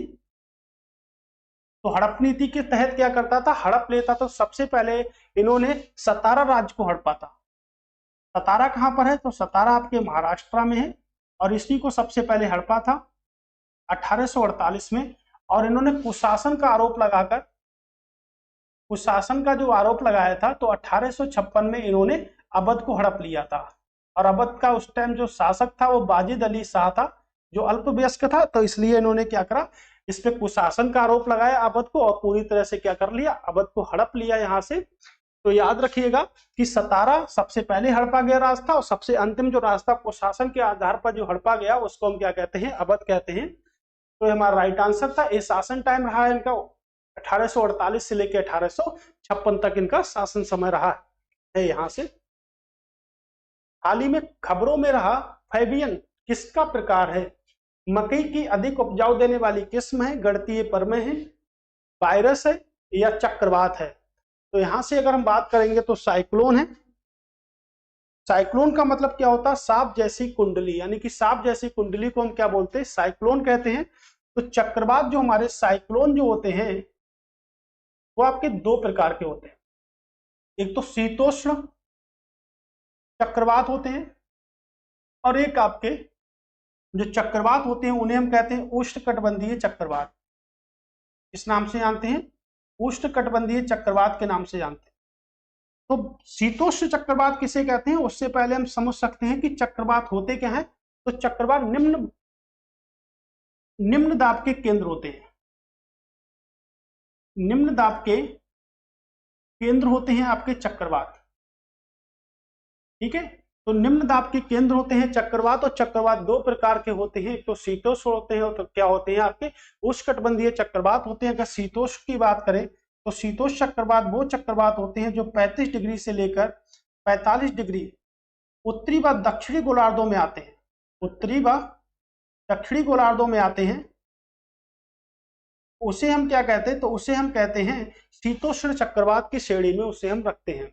उसके बाद अगर हम बात करेंगे उष्णकटिबंधीय चक्रवात क्या होते हैं, तो वो चक्रवात जो कर्क रेखा और मकर रेखा वाले शहरों में आते हैं। जहां से कर्क रेखा गुजरती है और जहां से मकर रेखा गुजरती है उन शहरों में आते हैं। कर्क रेखा 18 देशों से गुजरती है, 23.5 डिग्री का एंगल बनाती है आपकी कर्क रेखा। तो कर्क रेखा का जो एंगल बनाता है वो 23.5 डिग्री नॉर्थ एंगल बनाता है और मकर रेखा का जो एंगल बनेगा वो 23.5 डिग्री आपके साउथ में एंगल बनेगा। याद रखिएगा, कर्क रेखा का नॉर्थ में बनेगा और मकर रेखा का जो एंगल बनेगा 23.5 डिग्री वो आपके साउथ में बनेगा। यानी कि यहां से कर्क रेखा व मकर रेखा के बीच जैसे आपका तूफान हो गया, यानी कि चक्रवात हो गया आपका बिलीबिली। तो बिलीबिली जो चक्रवात है ये कहां पर आपके आता है, तो ये आपके ऑस्ट्रेलिया में आता है। कहां पर आता है? ऑस्ट्रेलिया में आता है। और अगर हरिकेन की बात करेंगे, हरिकेन या टोर्नेडो की अगर बात करेंगे तो ये कहां पर आएगा आपके, तो ये जो चक्रवात आपके आते हैं वो आपके कहां आते हैं, यूएसए में आते हैं। तो ये चक्रवात आपका यूएसए में आएगा। और चक्रवात आपका जो फैबियन है जो आपका किससे संबंधित है, तो वो आपके साइक्लोन से संबंधित है। और साइक्लोन जो होता है वो क्या होता है, सांप जैसी कुंडलियां। देखो भाई सांप जैसी कुंडलियां होती है हमारी क्या, साइक्लोन। ठीक है, तो सांप जैसी कुंडलियां हमारी होती हैं। सांप सबसे ज्यादा ऐसे क्यों होता है, क्योंकि उसमें सबसे ज्यादा रिप्स होती हैं। तो सांप एक ऐसा जंतु है, ऐसा जीव है जिसमें सबसे ज्यादा रिप्स होती है। रिप्स मतलब होता है पसलियां, सबसे ज्यादा किसमें होती है, सांप में होती है। मनुष्य की पसलियों की बात करेंगे तो मनुष्य में 12 और टोटल मिला के 24 टोटल पसलियां होती है, यानी कि 12 जोड़ी आपकी होती है। ठीक है, प्रश्न देखिएगा कि भारत सरकार के निम्नलिखित में से किस उद्देश्य के लिए मेरी life my life mobile application launch किया गया। तो किस उद्देश्य से भारत सरकार ने मेरी life my life application launch किया है? स्वास्थ्य सेवाओं की स्थिति की निगरानी करना, दवा उत्पाद व निर्यात को बढ़ावा देने के लिए, जल परिवर्तन से निपटने के लिए युवाओं को सशक्त बनाना, निजी क्षेत्र में महिलाओं को सशक्त बनाना। तो क्या होगा, तो हमें लगता है इसका जो सही आंसर होगा वो क्या होगा, ऑप्शन नंबर सी, जलवायु परिवर्तन से निपटने के लिए युवाओं को सशक्त बनाना। ए इसका क्या होगा, राइट आंसर होगा। तो जलवायु परिवर्तन से अगर हम यहां से निपटेंगे तो इसके लिए क्योटो प्रोटोकॉल है। प्रश्न बनेगा क्योटो प्रोटोकॉल किससे संबंधित है, तो आपके जलवायु परिवर्तन से संबंधित है। एक क्या करेगा, ग्रीन हाउस गैसों के उत्सर्जन को कम करने के लिए, उत्सर्जन को कम करने के लिए, उत्सर्जन को कम करने के लिए, तो ग्रीन हाउस गैसों के उत्सर्जन को कम करने के लिए किसकी शुरुआत की गई, क्योटो प्रोटोकॉल की शुरुआत की गई। और सबसे भयंकर जो हमारी ग्रीन हाउस गैस है, यानी कि सबसे अधिक जो हानिकारक गैस है ग्रीन हाउस गैसों में, उसको हम क्या कहते हैं, तो उसको हम कहते हैं कार्बन डाइऑक्साइड। दूसरे की अगर बात करेंगे तो कार्बन डाइऑक्साइड अगर आपके ऑप्शन में नहीं मिलता तो क्या होगा, हमारा जलवाष्प हमारा होगा। उसके बाद अगर बात करेंगे कौन सी गैसें हैं हमारी, तो मीथेन भी हमारी क्या है, एक ग्रीन हाउस गैस है।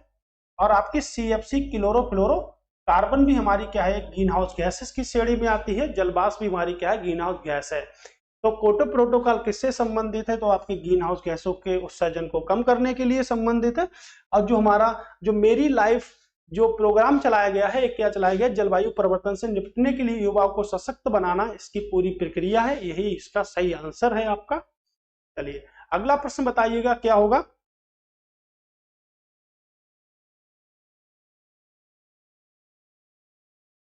अगला प्रश्न है हमारा कि निम्नलिखित में से कौन सा राज्य रोबोटिक ढांचा शुरू करने वाला देश का पहला राज्य बना है। कर्नाटक हो गया, तेलंगाना हो गया, आपका गुजरात हो गया और आपका केरल हो गया। तो राइट आंसर हमारा क्या होगा, तो राइट आंसर यहां से होगा रोबोटिक्स जो ढांचा तैयार करेगा कौन करेगा, तेलंगाना करेगा। अभी हमने इसका DLR नंबर पढ़ा था 33, 17, 11। अब तो सभी लोग समझ चुके होंगे कि DLR नंबर क्या होता, तो भाई होता है आपके जिलों की संख्या कितनी होती है, लोकसभा सीटें कितनी है और राज्यसभा सीटें आपकी कितनी है, यहां से। राइट, तो कर्नाटक की बात अगर करेंगे तो कर्नाटक का भी अभी हमने पढ़ा था 33, 28, 12 हमारा क्या है, कर्नाटक का DLR नंबर है। आप बताएंगे कमेंट्स मार्क्स में कि गुजरात का क्या है और केरल का DLR नंबर आपके क्या है। निम्नलिखित में से कौन सा शहर G20 के तहत संस्कृति समूह की दूसरी बैठक की मेजबानी करेगा। तो कौन सा ऐसा शहर है जो दूसरी बैठक की क्या करेगा, मेजबानी करेगा। वाराणसी करेगा, शिलोंग करेगा, अगरतला करेगा, भुवनेश्वर करेगा। तो G20 यानी कि 20 देशों का एक समूह है। G20 क्या है, तो G20 20 देशों का एक समूह है जिसे हम कहते हैं G20। राइट, तो इसकी जो पहली मीटिंग जो हुई थी वो कहां पर हुई थी, तो पहली जो मीटिंग हुई थी वो आपके मध्य प्रदेश के खुजराहो में हुई थी। खुजराहो आपके कहां पर है, मध्य प्रदेश में है, यानी कि MP में है। अब जो मीटिंग होगी वो आपके कहां पर होगी, तो वो मीटिंग आपके कहां पर होगी, वो मीटिंग आपके भुवनेश्वर में होगी। और इससे पहले जो मीटिंग हुई थी फर्स्ट वाली वो कहां पर हुई थी, आपके खुजराहो में हुई थी। लेकिन G20 मतलब ग्रुप 20 यानी कि 20 देशों का एक समूह है। अगर हम बात करेंगे कि मध्य प्रदेश की बात करेंगे तो 3 स्थल हैं मध्य प्रदेश के जो विश्व विरासत सूची में शामिल हैं। एक तो आपका खुजराहो, जो खुजराहो के जो मंदिर हैं वो किसनों ने बनवाए थे, तो चंदेल शासकों के द्वारा बनवाए गए थे। किसके द्वारा बनवाए गए थे, चंदेल शासकों के द्वारा बनवाए गए थे मंदिर। ठीक है, और इनको विश्व विरासत सूची में शामिल किया गया 1986 में। उसके बाद अगर हम बात करेंगे कि अगला जो स्थल होगा वो कौन सा स्थल होगा, तो आपके सांची का जो स्तूप है ये आपके मध्य प्रदेश में है, अशोक के द्वारा बनवाया गया था। इसको विश्व विरासत सूची में शामिल किया गया 1989 में से विश्व विरासत सूची में शामिल किया गया।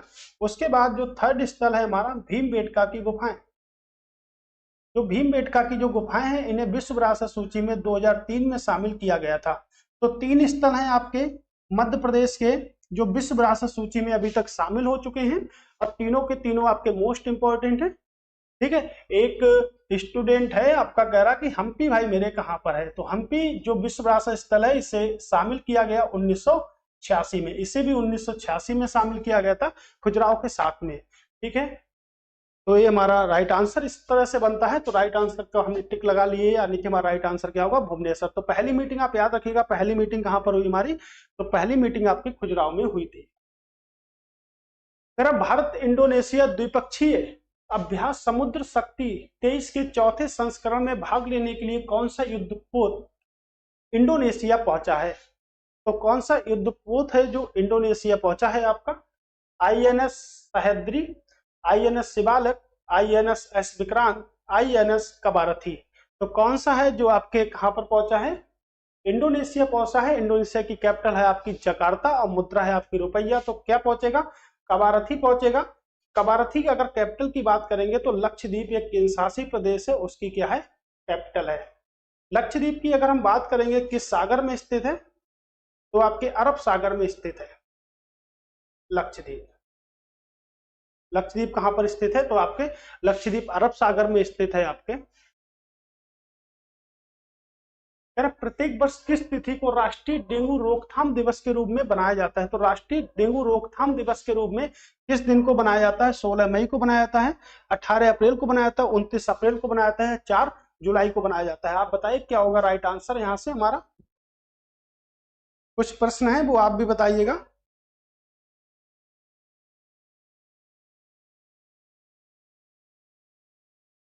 ठीक है, तो यहां से हम बात करेंगे कि 18 अप्रैल की अगर हम बात करेंगे तो यहां से विश्व विरासत दिवस मनाते हैं। तो 18 अप्रैल को हम मनाते हैं विश्व विरासत दिवस।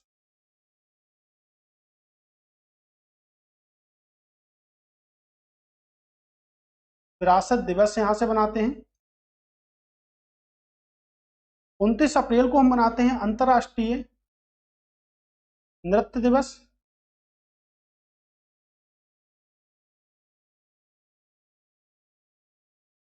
अंतरराष्ट्रीय नृत्य दिवस मनाते हैं यहां से।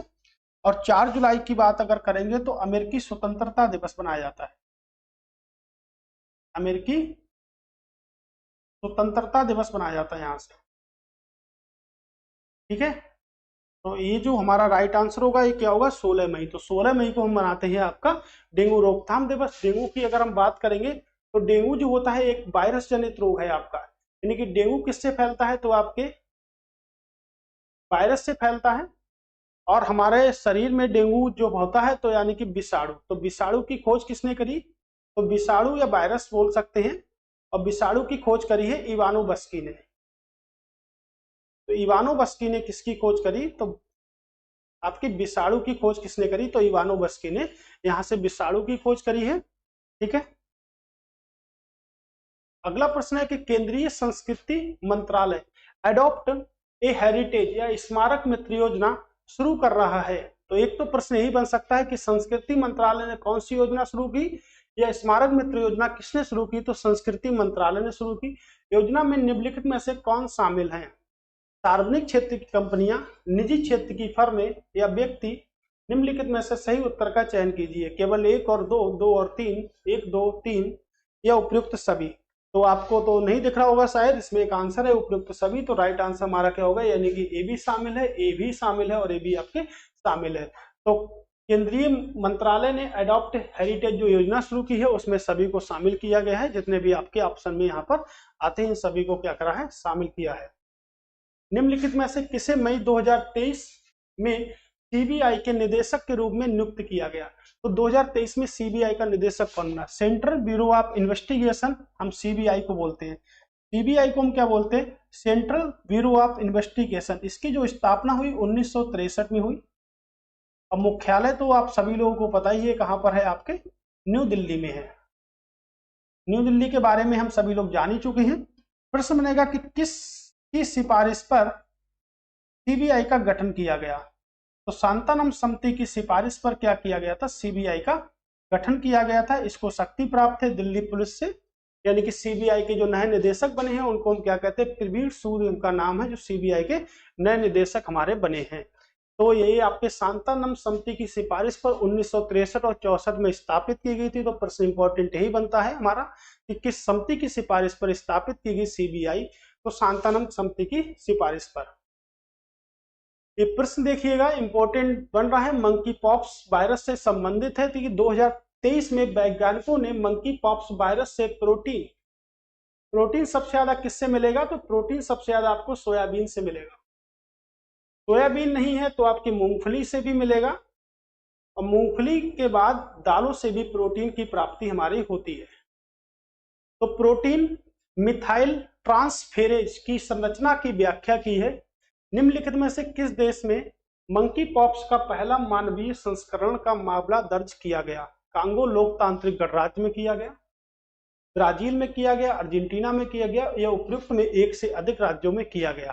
तो उपयुक्त में एक से अधिक राज्यों में तो नहीं किया गया। कहाँ किया गया? तो कांगो में किया गया। कहाँ पर किया गया? तो कांगो में किया गया। मोस्ट इंपॉर्टेंट हमारा प्रश्न है ये। हिंद महासागर सम्मेलन के संबंध में निम्नलिखित कथनों पर विचार कीजिए। सम्मेलन के छठे संस्करण का मेजबान जो देश है वो कौन है? आपका म्यांमार है। सम्मेलन का पहला संस्करण सिंगापुर में आयोजित किया गया था। उपयुक्त में कोई नहीं, या कौन से कथन सही है बताइएगा। कौन से कथन सही की बात करी जा रही है? तो केवल एक, केवल दो, एक व दो दोनों, या ना तो पहला ना तो दूसरा, सही कथन की बात करी जा रही है। तो देखिएगा कि हिंद महासागर जो सम्मेलन है के संबंध में निम्नलिखित कथनों पर विचार कीजिए। सम्मेलन के छठे संस्करण का मेजबान देश आपका म्यांमार ना होकर क्या था? हमारा ढाका। क्या था आपका? ढाका बांग्लादेश था। ठीक है, तो हमने यहां से देखा कि पहला हमारा गलत हो गया, यानी कि पहला जब हमारा यहां से गलत हो गया तो हमारा ए तो गलती हो गया। जब पहला गलत हो गया तो हमारा दोनों वाला गलत हो गया, और ना तो पहला ना तो दूसरा। ये देख ले, सम्मेलन का पहला संस्करण सिंगापुर में आयोजित किया गया, तो एक कथन हमारा पूरा सही है, तो केवल 2 सही है, पहला आपका गलत हो गया। हिंद महासागर की बात करेंगे तो हिंद महासागर को लेके आते हैं नीचे। इसका जो पुराना नाम है वो क्या है? आपके रत्नाकर है। हिंद महासागर के अगर हम सबसे गहरे बिंदु की बात करेंगे तो सबसे गहरा जो बिंदु है उसको हम कहते हैं जावा द्वीप। किस नाम से जानते हैं? जावा द्वीप के नाम से जानते हैं सबसे गहरे बिंदु को। और इस पर जो सबसे बड़ा जो द्वीप है हमारा हिंद महासागर का, जो सबसे बड़ा द्वीप है उसको हम कहते हैं मेडागास्कर, जिसकी सीमा आपके मोजाम्बिक से लगती है। तो हिंद महासागर का जो सबसे बड़ा द्वीप है उसको हम क्या कहते हैं? मेडागास्कर कहते हैं। हिंद महासागर के सबसे बड़े द्वीप। अगर क्षेत्रफल के अनुसार बात करें तो हिंद महासागर क्षेत्रफल के अनुसार विश्व का तीसरा सबसे बड़ा महासागर है। तो सबसे बड़ा जो महासागर है उसको हम कहते हैं प्रशांत महासागर। प्रशांत महासागर विश्व का सबसे बड़ा महासागर है, जिसे हम अंग्रेजी में पैसिफिक सी के नाम से जानते हैं। इसकी जो सबसे गहरा जो बिंदु है उसको हम कहते हैं मेरियाना ट्रंच।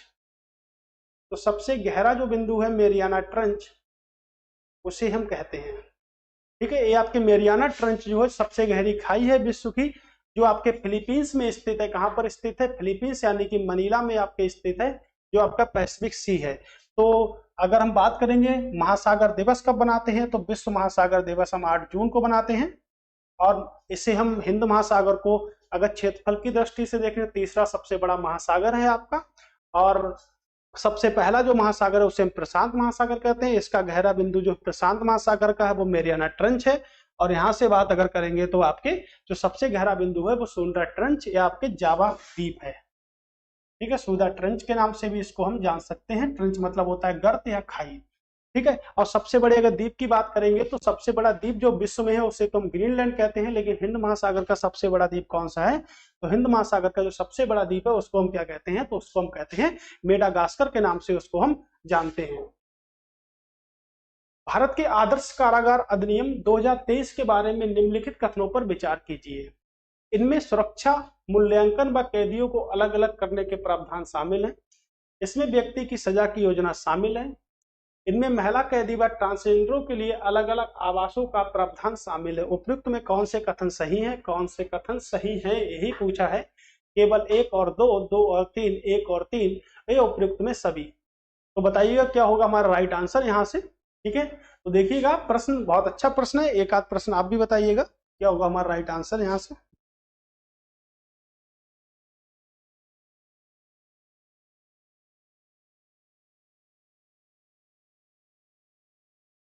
ठीक है, तो देखिएगा कि जो आपका पहला प्रश्न है इसमें सुरक्षा, मूल्यांकन व कैदियों को अलग करने का प्रावधान है, बिल्कुल ठीक है। इसमें व्यक्ति की सजा की योजना शामिल है, ये भी क्या है हमारा राइट आंसर है। और अगर देखेंगे इसमें महिला कैदियों व ट्रांसजेंडरों के लिए अलग अलग आवास का प्रावधान शामिल है, तो ये भी हमारा क्या है? राइट आंसर है यहाँ से। तो इस तरह हमने देखा कि हमारा पहला भी सही है, दूसरा भी सही है और तीसरा भी सही है। तो उपयुक्त में आपके सभी के सभी क्या है? सही हैं। तो अब देखिएगा कि जो उत्तर प्रदेश, पहले देखिएगा भारत में कितने केंद्रीय यानी कितनी सेंट्रल जेल है। तो भारत में सेंट्रल जेलों की संख्या 144 है। और उत्तर प्रदेश में जो सेंट्रल जेलें हैं वो कितनी हैं आपकी 6 हैं। तो उत्तर प्रदेश में 6 सेंट्रल जेलें हैं और भारत में कितनी है आपके 44 है। तो ये भी प्रश्न बन सकता है कि भाई मेरे कहां पर नहीं है, तो आपके कहां पर नहीं है। तो देखिएगा, एक तो हमारी आगरा में है, आगरा में है आपके, उसके बाद में बरेली, फतेहगढ़, ये 3 जगह आपकी हो गई। आगरा हो गई, बरेली हो गई, फतेहगढ़ हो गई आपकी। इलाहाबाद यानी कि नैनी में है आपके, इलाहाबाद नैनी। उसके बाद यहां से और हम बात करेंगे, इलाहाबाद नैनी में हो गई आपकी, और आपके वाराणसी में हो गई। ठीक है, तो यहां से हमने देखा कि भारत के उत्तर प्रदेश में 6 जेलें हैं और आपके कहां कहां पर हैं। तो आपके 6 जेलें जो हैं वो आपके उत्तर प्रदेश के 6 शहरों में भी है। और आपके अगर बात करेंगे छठी बची है तो ये आपके लखनऊ, यानी राजधानी में भी तो जेल होगी ना, तो ये कहाँ पर है आपके लखनऊ। तो भारत में 144 सेंट्रल जेलें हैं, लेकिन उत्तर प्रदेश में आपकी 6 सेंट्रल जेलें हैं जो आपके सामने प्रस्तुत की गई हैं। तो एक केंद्रीय कारागार से संबंधित है हमारे। आप देखिएगा बरेली में भी है। और फतेहगढ़, आगरा, आगरा की बात करेंगे तो आगरा की स्थापना किसने करी, सिकंदर लोदी ने। तो सिकंदर लोदी ने आगरा की स्थापना की थी यहां से। ठीक है, तो आगरा की स्थापना किसने की, सिकंदर लोदी ने। निम्नलिखित में से किस निकाय ने हाल ही में संस्थाओं को शेयर बाजार के फ्रंट रनिंग के लिए प्रतिबंधित किया है। कह रहे किस संस्था ने प्रतिबंधित कर दिया है शेयर मार्केट के लिए। तो इसका तो आंसर सभी लोगों को पता होगा, शेयर मार्केट के लिए क्या होता है हमारा, सेबी। आरबीआई की अगर बात करेंगे तो आरबीआई की जो स्थापना की गई थी वो 1 अप्रैल 1935 में की गई थी। ध्यान से सुनिएगा, 1 अप्रैल 1935 में की गई थी आरबीआई की स्थापना। लेकिन आरबीआई का राष्ट्रीयकरण 1949 में किया गया था। भारत का एक सेंट्रल बैंक है, यानी कि भारत का एक केंद्रीय बैंक है आरबीआई, जिसका मुख्यालय प्रारंभ में कहां पर था, कोलकाता में था। लेकिन 1937 में मुख्यालय कहां बना दिया गया था, बंबई में बना दिया गया था। कहां पर बना दिया गया था मुख्यालय, बंबई में। बंबई की स्थापना किसने की, मैंने शुरुआत में ही बताया था, गेरोल्ड अंगियान ने की थी। और कोलकाता की स्थापना किसने की थी, जॉब चार्नक ने कोलकाता की स्थापना की थी। सेबी की बात करेंगे, सेबी एक एक्ट के द्वारा बनाया गया है।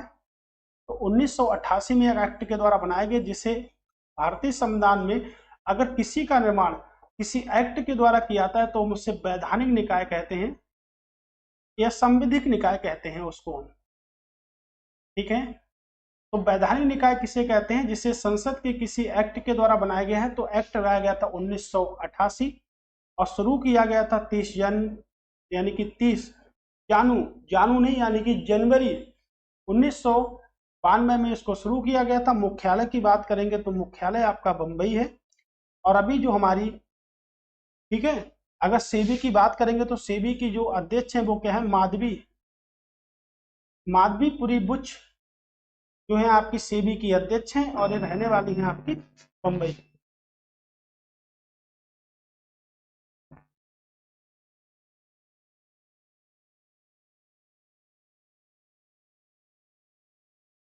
अगला प्रश्न है हमारा कि प्रारंभिक बचपन की देखभाल और शिक्षा सुनिश्चित करने के लिए इस मंत्रालय ने पोषण भी और पढ़ाई भी लॉन्च किया है। ये देखिएगा, पोषण भी और पढ़ाई भी लॉन्च किया है, यानी कि पोषण भी करना है और पढ़ाई भी करना है। किस मंत्रालय ने इसको लॉन्च किया है, तो देखिएगा क्या होगा इसका आंसर, स्वास्थ्य व परिवार कल्याण मंत्रालय, या शिक्षा मंत्रालय, संचार व सूचना प्रौद्योगिकी मंत्रालय, या महिला व बाल विकास मंत्रालय ने। तो किसने किया है, तो आप देखिएगा महिला व बाल विकास मंत्रालय ने इसका क्या किया है, शुरुआत की है। और इसे हम महिला बाल विकास मंत्री जो है हमारी वो क्या है, स्मृति ईरानी। ठीक है, तो हमारी महिला व बाल विकास मंत्री है स्मृति ईरानी। तो इन्होंने ही पोषण भी यानी कि पढ़ाई भी शुरुआत किया है इस मंत्रालय के द्वारा। इंपॉर्टेंट श्रेणी में आता है सक्षम लर्निंग मैनेजमेंट इंफॉर्मेशन सिस्टम किस मंत्रालय द्वारा शुरू किया गया है, स्वास्थ्य व परिवार कल्याण मंत्रालय, शिक्षा मंत्रालय, संचार व सूचना प्रौद्योगिकी मंत्रालय, या उपयुक्त में कोई नहीं। दोनों प्रश्न एक ही टाइप के बन गए हैं, तो इसमें कंफ्यूजन नहीं होना है। इसका जो आंसर होगा वो क्या होगा, स्वास्थ्य व परिवार कल्याण मंत्रालय के द्वारा इसको शुरू किया गया है। उसके बाद है कि निम्नलिखित में से किसे 2023 में बर्लिन में विशेष ओलंपिक के लिए मोस्ट इंपोर्टेंट प्रश्न, के लिए जाने जाने वाले, यानी कि जो वहां पर जा रहे हैं ओलंपिक में, हमारे एथलीटों को प्रोत्साहित करने के लिए, भारत को प्रेरित करने के लिए किसे अनुबंधित किया गया है, किसे किया गया है, किसे बनाया गया है? इसके लिए संचालक मनोज बाजपेयी को, आशुतोष राणा को, आयुष्मान खुराना को या राजपाल यादव को? तो इसमें आप बता सकते हैं क्या? मोस्ट इंपॉर्टेंट है, आयुष्मान खुराना को बनाया गया है। किसको बनाया गया है? तो आयुष्मान खुराना को बनाया गया है। हर घर दस्तक, ठीक है, ठीक है। प्रश्न है कि हर घर दस्तक अभियान 2.0 निम्नलिखित में से किस पर लक्षित है? मंकी पॉक्स वायरस की खोज। वायरस को भी मैंने बताया था, किसने करी वायरस की खोज? तो वायरस की खोज करी इवानोवस्की ने। वायरस बोलो या विषाणु बोलो, बात एक ही है, किसने खोज करी? तो इवानोवस्की ने इसकी खोज करी। दूसरा ऑप्शन है मतदाता सूची में अद्यतन करना, पूर्ण कोविड टीकाकरण करना। उसके बाद है आपका कि उपयुक्त में एक से अधिक। तो क्या आंसर होगा? पूर्ण कोविड 19 का टीकाकरण करना। अगर टीकाकरण की बात करेंगे तो टीकाकरण दिवस हम 16 मार्च को बनाते हैं। और मतदान की अगर बात करेंगे तो मतदाता सूची में देखिएगा, तो टीकाकरण दिवस जो है हम 16 मार्च को बनाते हैं। मतदाता यानी कि मतदान करने की जो हमारी आयु है वो कितनी है आपकी? 18 वर्ष। लेकिन इससे पहले जो आयु थी वो हमारी कितनी थी? 21 वर्ष थी। तो ये जो कॉन्सेप्ट लिया गया, तो भारतीय संविधान में एक संशोधन कर दिया गया था कि मतदान की आयु 21 वर्ष से घटाकर कितनी कर दी गई? 18 वर्ष कर दी गई। तो 61वां संविधान संशोधन 1988 के तहत, 61वां संविधान संशोधन 1988 के तहत जो मतदान की आयु जो थी 16 वर्ष से, यानी कि जो आपकी 21 वर्ष से घटाकर कितनी कर दी गई? 18 वर्ष कर दी गई। 61वां संविधान संशोधन, इसे लागू किया गया 1989 में। तो इसे लागू किया गया था 1989 में। एक जो काम किया गया था, एक किसके समय में किया गया था?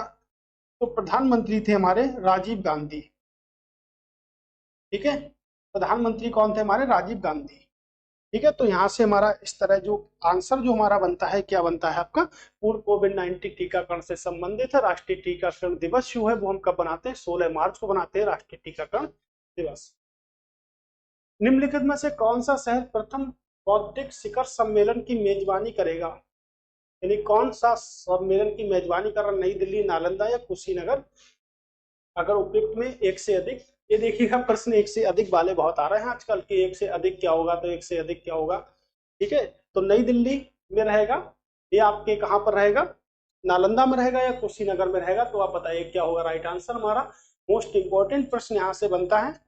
ठीक है, ये राष्ट्रीय टीकाकरण दिवस 16 मार्च को बनाते हैं बेटा, 16 मार्च को बनाते हैं यहाँ से। ठीक है, तो नई दिल्ली की बात तो हम पूरी तरह से कर ही चुके हैं, तो इसका राइट आंसर होगा वो क्या होगा? नई दिल्ली होगा। नालंदा की बात करेंगे तो नालंदा आपके बिहार में है। और नालंदा विश्वविद्यालय की जो स्थापना की थी वो कुमारगुप्त प्रथम ने की थी। कुमारगुप्त फर्स्ट ने की थी। और इसे हम ऑक्सफोर्ड ऑफ महायान कहते हैं। क्या कहते हैं नालंदा विश्वविद्यालय को?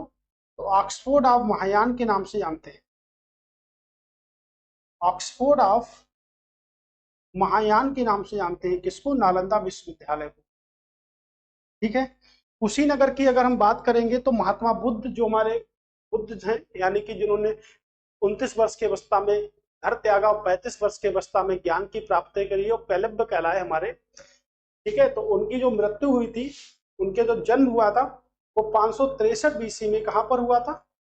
तो जन्म हुआ था 563 बीसी में आपके लुम्बिनी में। कहां पर हुआ था? लुम्बिनी में हुआ था। और उसके बाद अगर हम बात करेंगे तो उनकी मृत्यु जो हुई थी वो 483 बीसी में उनकी मृत्यु जो हुई थी वो कहां पर हुई थी? तो उनकी मृत्यु आपकी कुशीनगर में हुई थी। ठीक है, तो लुम्बिनी को करमुक्त भी कर दिया। किसने करा करमुक्त? तो अशोक ने लुम्बिनी को करमुक्त कर दिया था अपने जब शासन के दौरान। जब वो लुम्बिनी गए थे तो उन्होंने लुम्बिनी को क्या कर दिया था? करमुक्त कर दिया था। मात्र 1/8% ही कर लिया था तब वहां से।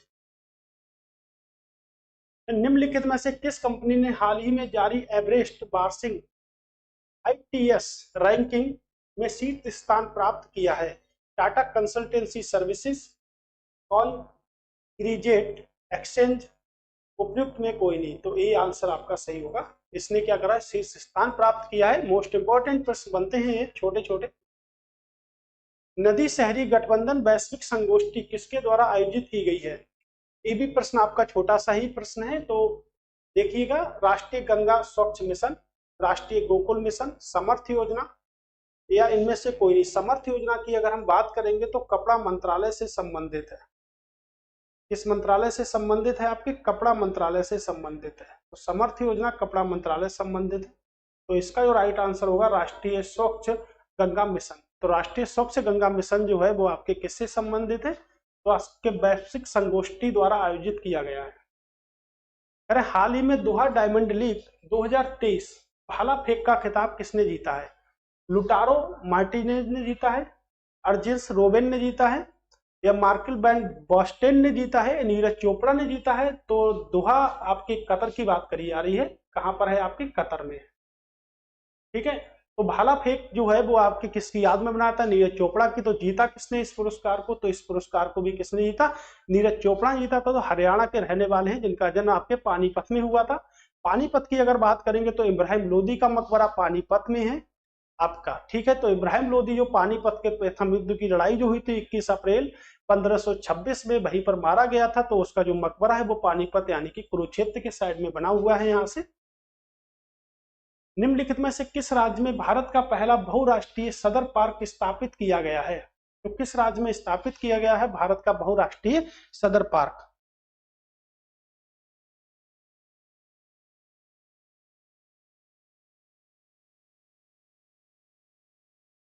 ठीक है, तो किस राज्य में स्थापित किया गया? उत्तराखंड, असम, उड़ीसा या आपके हरियाणा में? तो किस राज्य में स्थापित किया गया है ये देखिएगा। ठीक है, तो उत्तराखंड के बारे में तो हम पहले से ही बात कर चुके थे, तो इसका राइट आंसर होगा वो क्या होगा आपका? असम। असम में स्थापित किया गया है आपके। अगर असम की हम बात करेंगे तो असम में कई सारे नेशनल पार्क हैं, जैसे देखिएगा काजीरंगा। काजीरंगा नेशनल पार्क आपके असम में है। डिब्रू साई खोबा, खोबा नेशनल पार्क आपके कहां पर है? असम में। ओरंग नेशनल पार्क आपके असम में है। रायमोना नेशनल पार्क ये भी क्या है आपके? असम में है। गर्म पानी,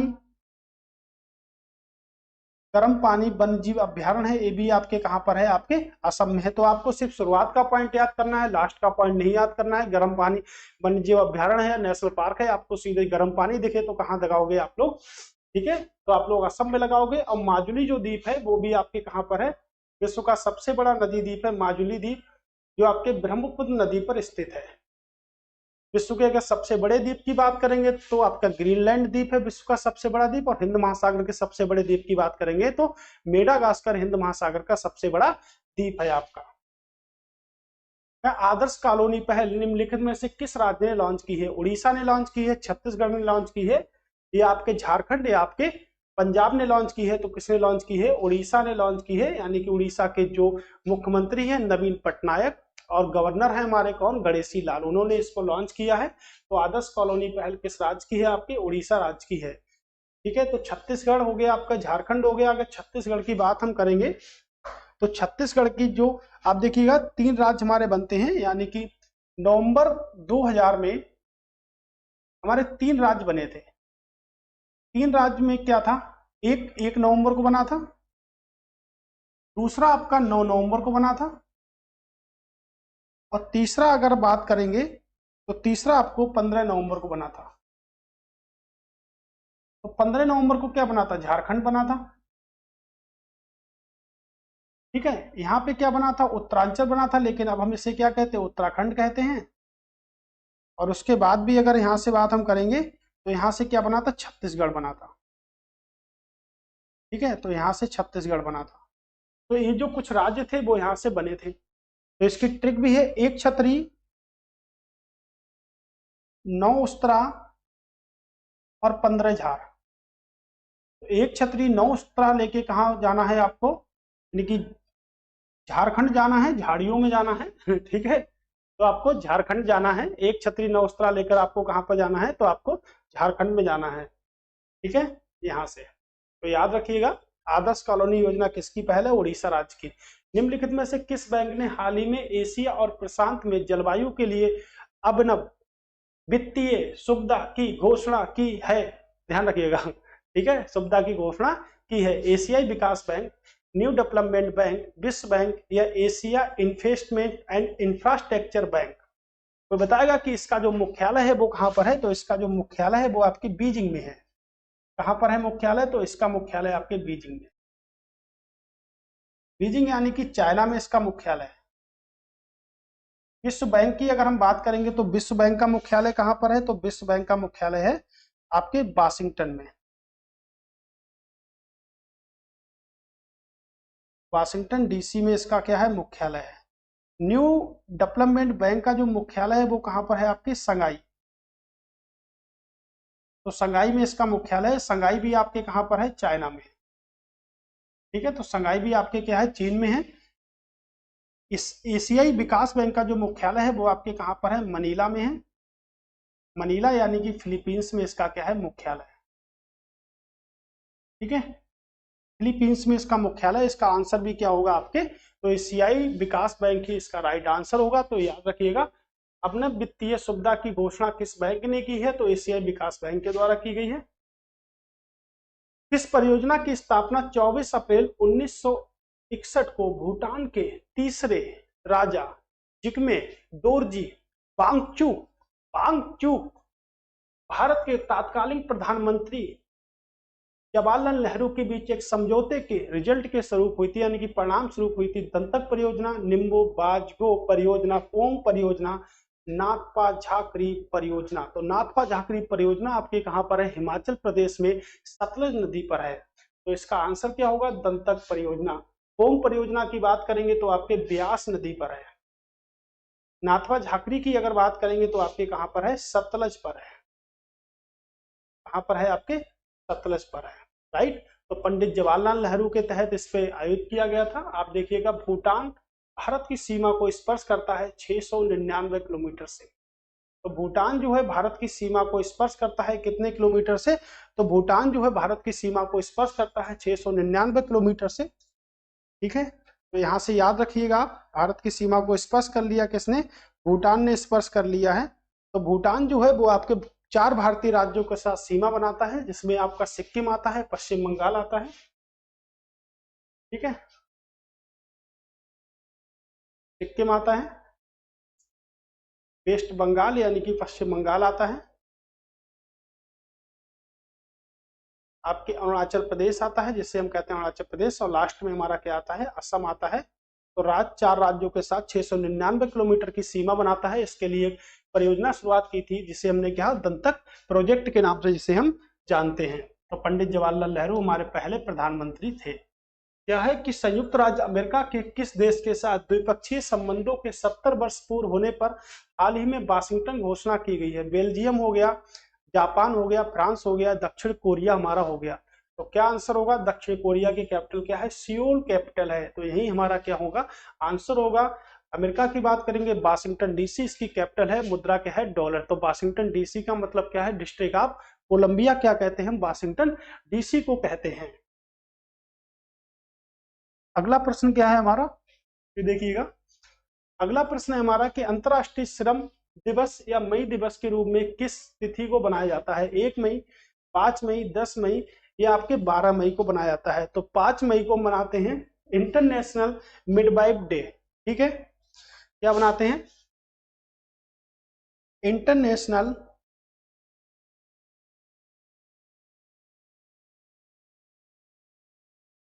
इंटरनेशनल डे ऑफ मिडवाइफ। ठीक है, अगर हम 12 मई की बात करेंगे तो 12 मई को हम क्या बनाते हैं? अंतरराष्ट्रीय नर्स दिवस बनाते हैं। 12 मई को अंतरराष्ट्रीय नर्स दिवस बनाते हैं।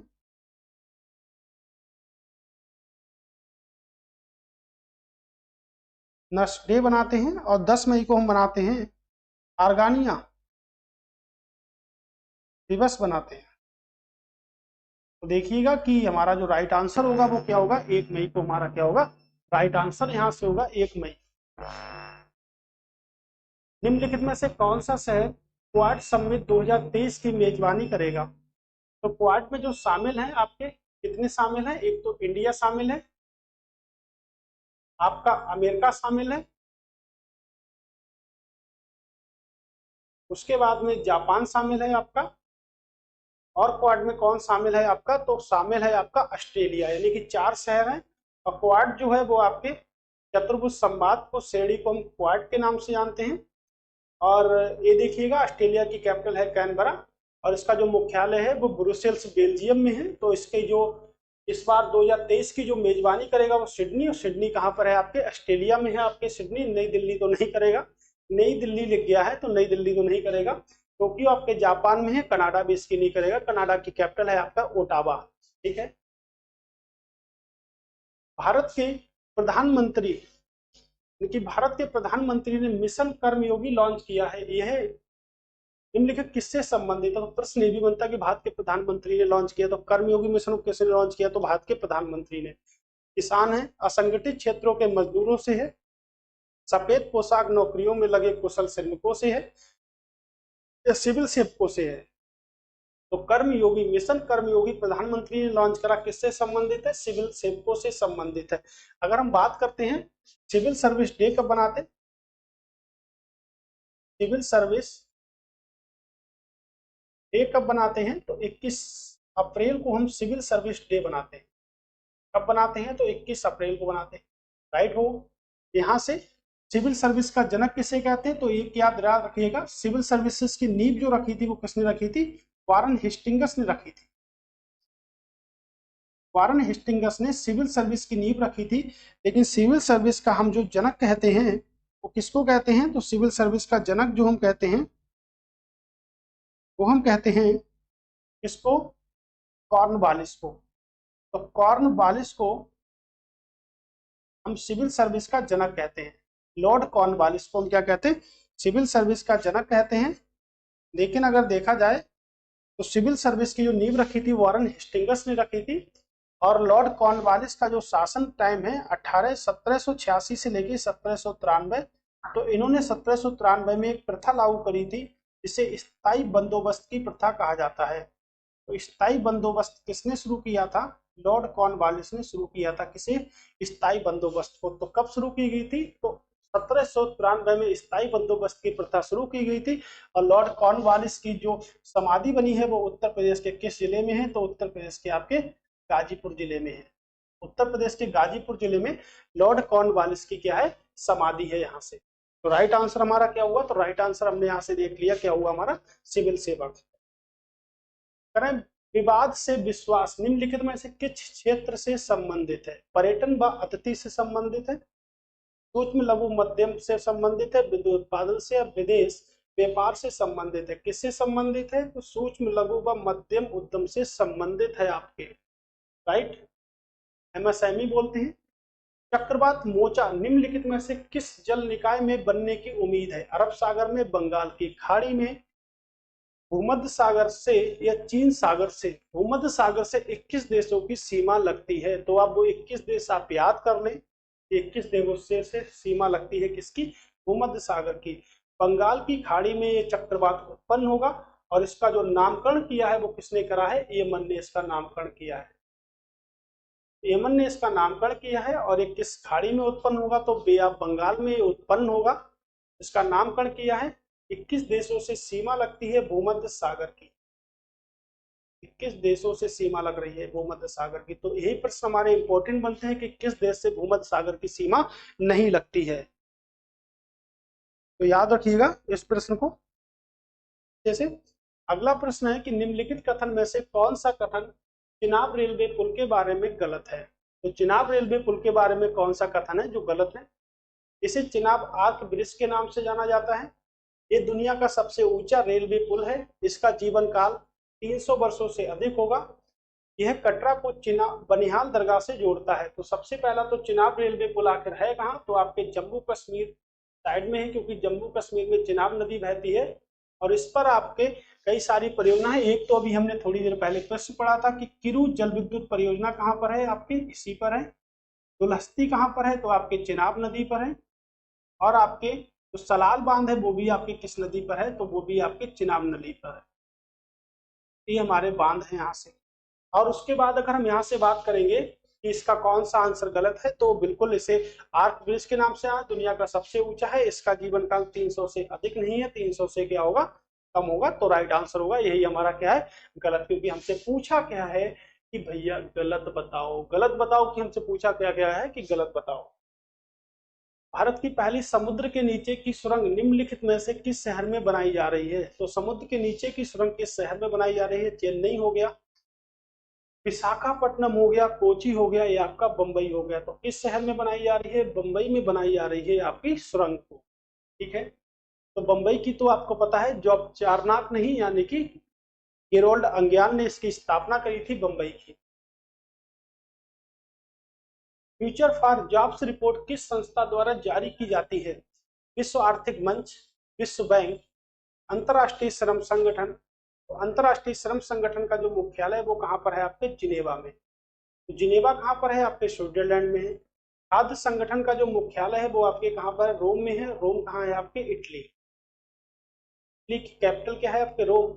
विश्व बैंक का जो मुख्यालय है वो आपके कहाँ पर है, वाशिंगटन में, ठीक है। वाशिंगटन डीसी यानी कि अमेरिका में है, डीसी का मतलब है डिस्ट्रिक्ट ऑफ कोलंबिया। तो विश्व आर्थिक मंच की जो बैठक हुई थी वो कहाँ थी, दावोस में हुई थी। दावोस कहाँ पर है, आपके स्विट्जरलैंड में है। तो फ्यूचर फॉर जॉब्स किस संस्था की रिपोर्ट है, तो विश्व आर्थिक मंच की रिपोर्ट है आपके, जिसे हम शॉर्टकट में बोल सकते हैं WEF, ठीक है। करण दी टूना दिवस प्रतिवर्ष कब बनाया जाता है, टूना दिवस कब बनाया जाता है, 30 अप्रैल को बनाया जाता है, 2 मई को बनाया जाता है, 4 मई को बनाया जाता है, या 6 मई को बनाया जाता है। तो राइट आंसर हमारा क्या होगा, ठीक है। 2 मई को हम क्या बनाते हैं, टूना दिवस के रूप में बनाते हैं। और आपके 4 मई आप बताओगे, 6 मई आप बताओगे, 30 अप्रैल आप भी लोग बताओगे, कुछ मेहनत आप भी लोग कर लीजिएगा यहाँ से। पहला आसियान भारत समुद्री अभ्यास AIME 2023 कहाँ किया गया, सिंगापुर के तट पर, रसनोई के तट पर, इंडोनेशिया के तट पर, या वियतनाम के तट पर, राइट। तो यहाँ पर जो हमारा आंसर होगा, यानी कि सिंगापुर की बात करेंगे तो सिंगापुर कैपिटल है आपकी सिंगापुर की, ठीक है। तो सिंगापुर के तट पर किया गया था हमारा, ओके।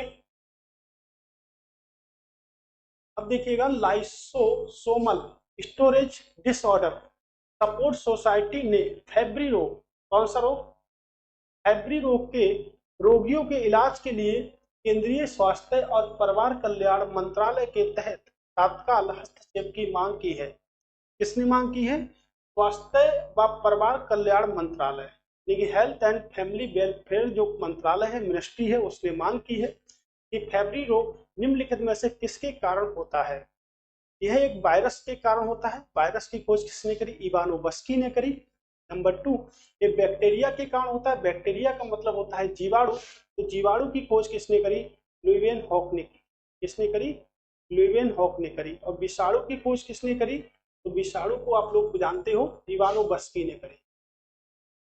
प्रोटोजुआ यहाँ पर नहीं आया, तो प्रोटोजुआ भी देख लेंगे, रोनाल्ड रॉस ने प्रोटोजुआ की खोज की थी। उसके बाद देखेंगे एक वंशानुगत विकार है, तो आनुवंशिकी की जो खोज की थी वो किसने करी थी, ग्रेगर जॉन मेंडल ने। किसके पौधे पर की थी, मटर के पौधे पर। तो ग्रेगर जॉन मेंडल ने की थी आनुवंशिकी की खोज, ठीक है। यह आर में आयरन की अत्यधिक मात्रा को कम करता है। अगर ऐसा कुछ होता है तो रक्तलिप्ता होता है हमारा, तो ये वंशानुगत विकार है हमारा, ये हमारा राइट आंसर है यहाँ से। तो वंशानुगत विकार है, याद रखिएगा, फैब्री रोग क्या है, एक वंशानुगत विकार है हमारा, लेकिन वंश पीढ़ी दर पीढ़ी यानी कि आनुवंशिक की श्रेणी में आपके आ रहा है। तो मटर के पौधे पर खोज की थी। आप लोग बताओगे कि मक्के के पौधे पर खोज किसने की थी, मक्के के पौधे पर आनुवंशिकी की खोज किसने की थी, ठीक है। आंध्र प्रदेश पुलिस ने लोगों के लिए ग्लूम बम्बिंग से सावधान रहने को कहा है। ग्लूम बम्बिंग क्या है, क्या है, हैकिंग का एक रूप है, यातायात नियमों का एक फर्जी कोड है, बच्चों के विरुद्ध एक प्रकार का अपराध है, यह एक प्रकार का अनुपस्थित बीमा कंपनी है। तो क्या है इसका सही आंसर, हैकिंग का एक रूप है, ठीक है, हैकिंग का एक रूप है। तो ऐसे प्रश्न पेपर में बनेंगे आपके, क्योंकि आपके पेपर में कंप्यूटर भी आ रहा है, चार्ल्स बेबेज भी आपके पेपर में आ रहे हैं। मंकी पॉक्स वायरस पर निम्नलिखित कथनों पर विचार कीजिए। तो मंकी पॉक्स वो वायरस एक आर्थ्रोपॉक्स वायरस है। वायरस का एक जीन्स जिसमें वेरियोला वायरस भी शामिल है जो चेचक का कारण बनता है। तो चेचक की खोज किसने करी? एडवर्ड जेनर ने करी। किसने करी? एडवर्ड जेनर ने करी। विषाणु की खोज आप लोगों को मैं बता ही चुका हूं, इवानोवस्की ने की थी। मंकी पॉक्स एक ज़ूनोसिस है, यानी एक ऐसी बीमारी जो संक्रमित जानवरों से इंसानों में फैलती है। याद रखिएगा कि मंकी पॉक्स क्या है कि जानवरों में पहले फैलेगा या इंसानों में, तो सबसे पहले जानवरों में फैलेगा, फिर किस में फैलेगा? इंसानों। यानी जानवरों से कहां फैलता है? इंसानों में फैलता है आपका मंकी पॉक्स। निम्नलिखित ऊपर दिए गए कथनों में कौन से कथन सही है? तो बिल्कुल ऊपर वाला भी कथन सही है और आपके नीचे वाला भी कथन क्या है? सही है। यानी कि दोनों कथन क्या है? सही। एक और दो दोनों कथन पूरी तरह से सही हैं, कोई भी इसमें कंफ्यूजन वाली बात नहीं है। करें पोलन 100 प्रथम 100 दिवसीय यात्रा निम्नलिखित में से किससे संबंधित है? जलवायु में सुधार, बाल मृत्यु दर में कमी, बिजली उत्पादन में वृद्धि या कार्य स्थल पर महिलाओं की सुरक्षा। क्या होगा राइट आंसर? आप बताइए। तो अगर बाल मृत्यु दर में कमी की अगर हम बात करेंगे तो यही हमारा राइट आंसर होगा, बाल मृत्यु दर में कमी। ठीक है, तो पालन 100 हो गया हमारा और पाल प्रथम 100 हो गया। दिवसीय यात्रा किससे संबंधित है? तो आपके बाल मृत्यु दर में कमी है। ठीक है, तो बिजली उत्पादन वृद्धि से तो नहीं होगी ना, कार्य स्तर पर महिलाओं की रोकथाम यानी कि सुरक्षा के लिए होगी। जलवायु, तो जलवायु क्या है हमारी? जलवायु, भारत की जलवायु की अगर बात करेंगे तो भारत की जलवायु कैसी है? मानसूनी। मानसूनी जो शब्द है वो कैसा शब्द है? आपके अरबी भाषा का शब्द।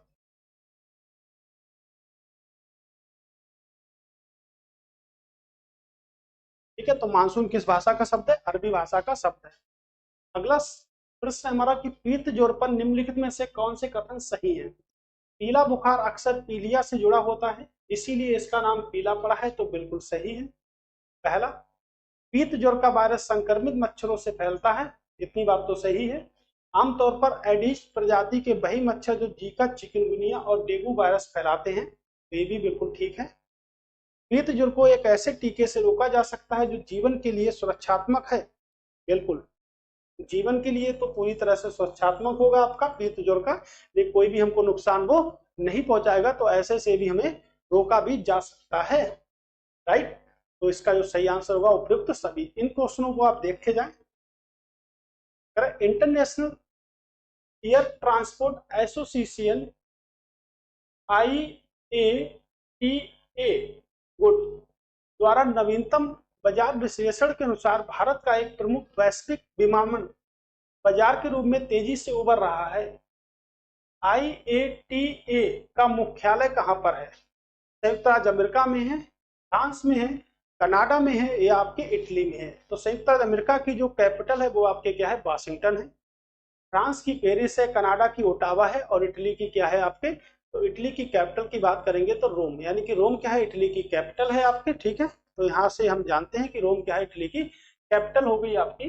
तो राइट आंसर हमारा क्या होगा? तो राइट आंसर यहाँ पे होगा कि मुख्यालय आपका कहाँ पर है? तो मुख्यालय आपका कनाडा में है। ठीक है, इंटरनेशनल एयर ट्रांसपोर्ट एसोसिएशन द्वारा नवीनतम बाजार विश्लेषण किया गया है, एक प्रमुख वैश्विक विमानन संस्था है आपके। कहां पर है? आपके कनाडा में है। तो कनाडा की कैपिटल आपके क्या है? ओटावा। ठीक है, तो थैंक्स आपके लिए। तो ये हमारे टोटल मिला के कुछ कम से कम 60 प्लस यानी कि 68 क्वेश्चन जो हमने आपके साथ डिस्कस किए हैं। आप उम्मीद रखिएगा हमने स्टैटिक जीके आपको इसमें बहुत ज़्यादा प्रयत्न करके पढ़ाया जितना हमसे हो सका है।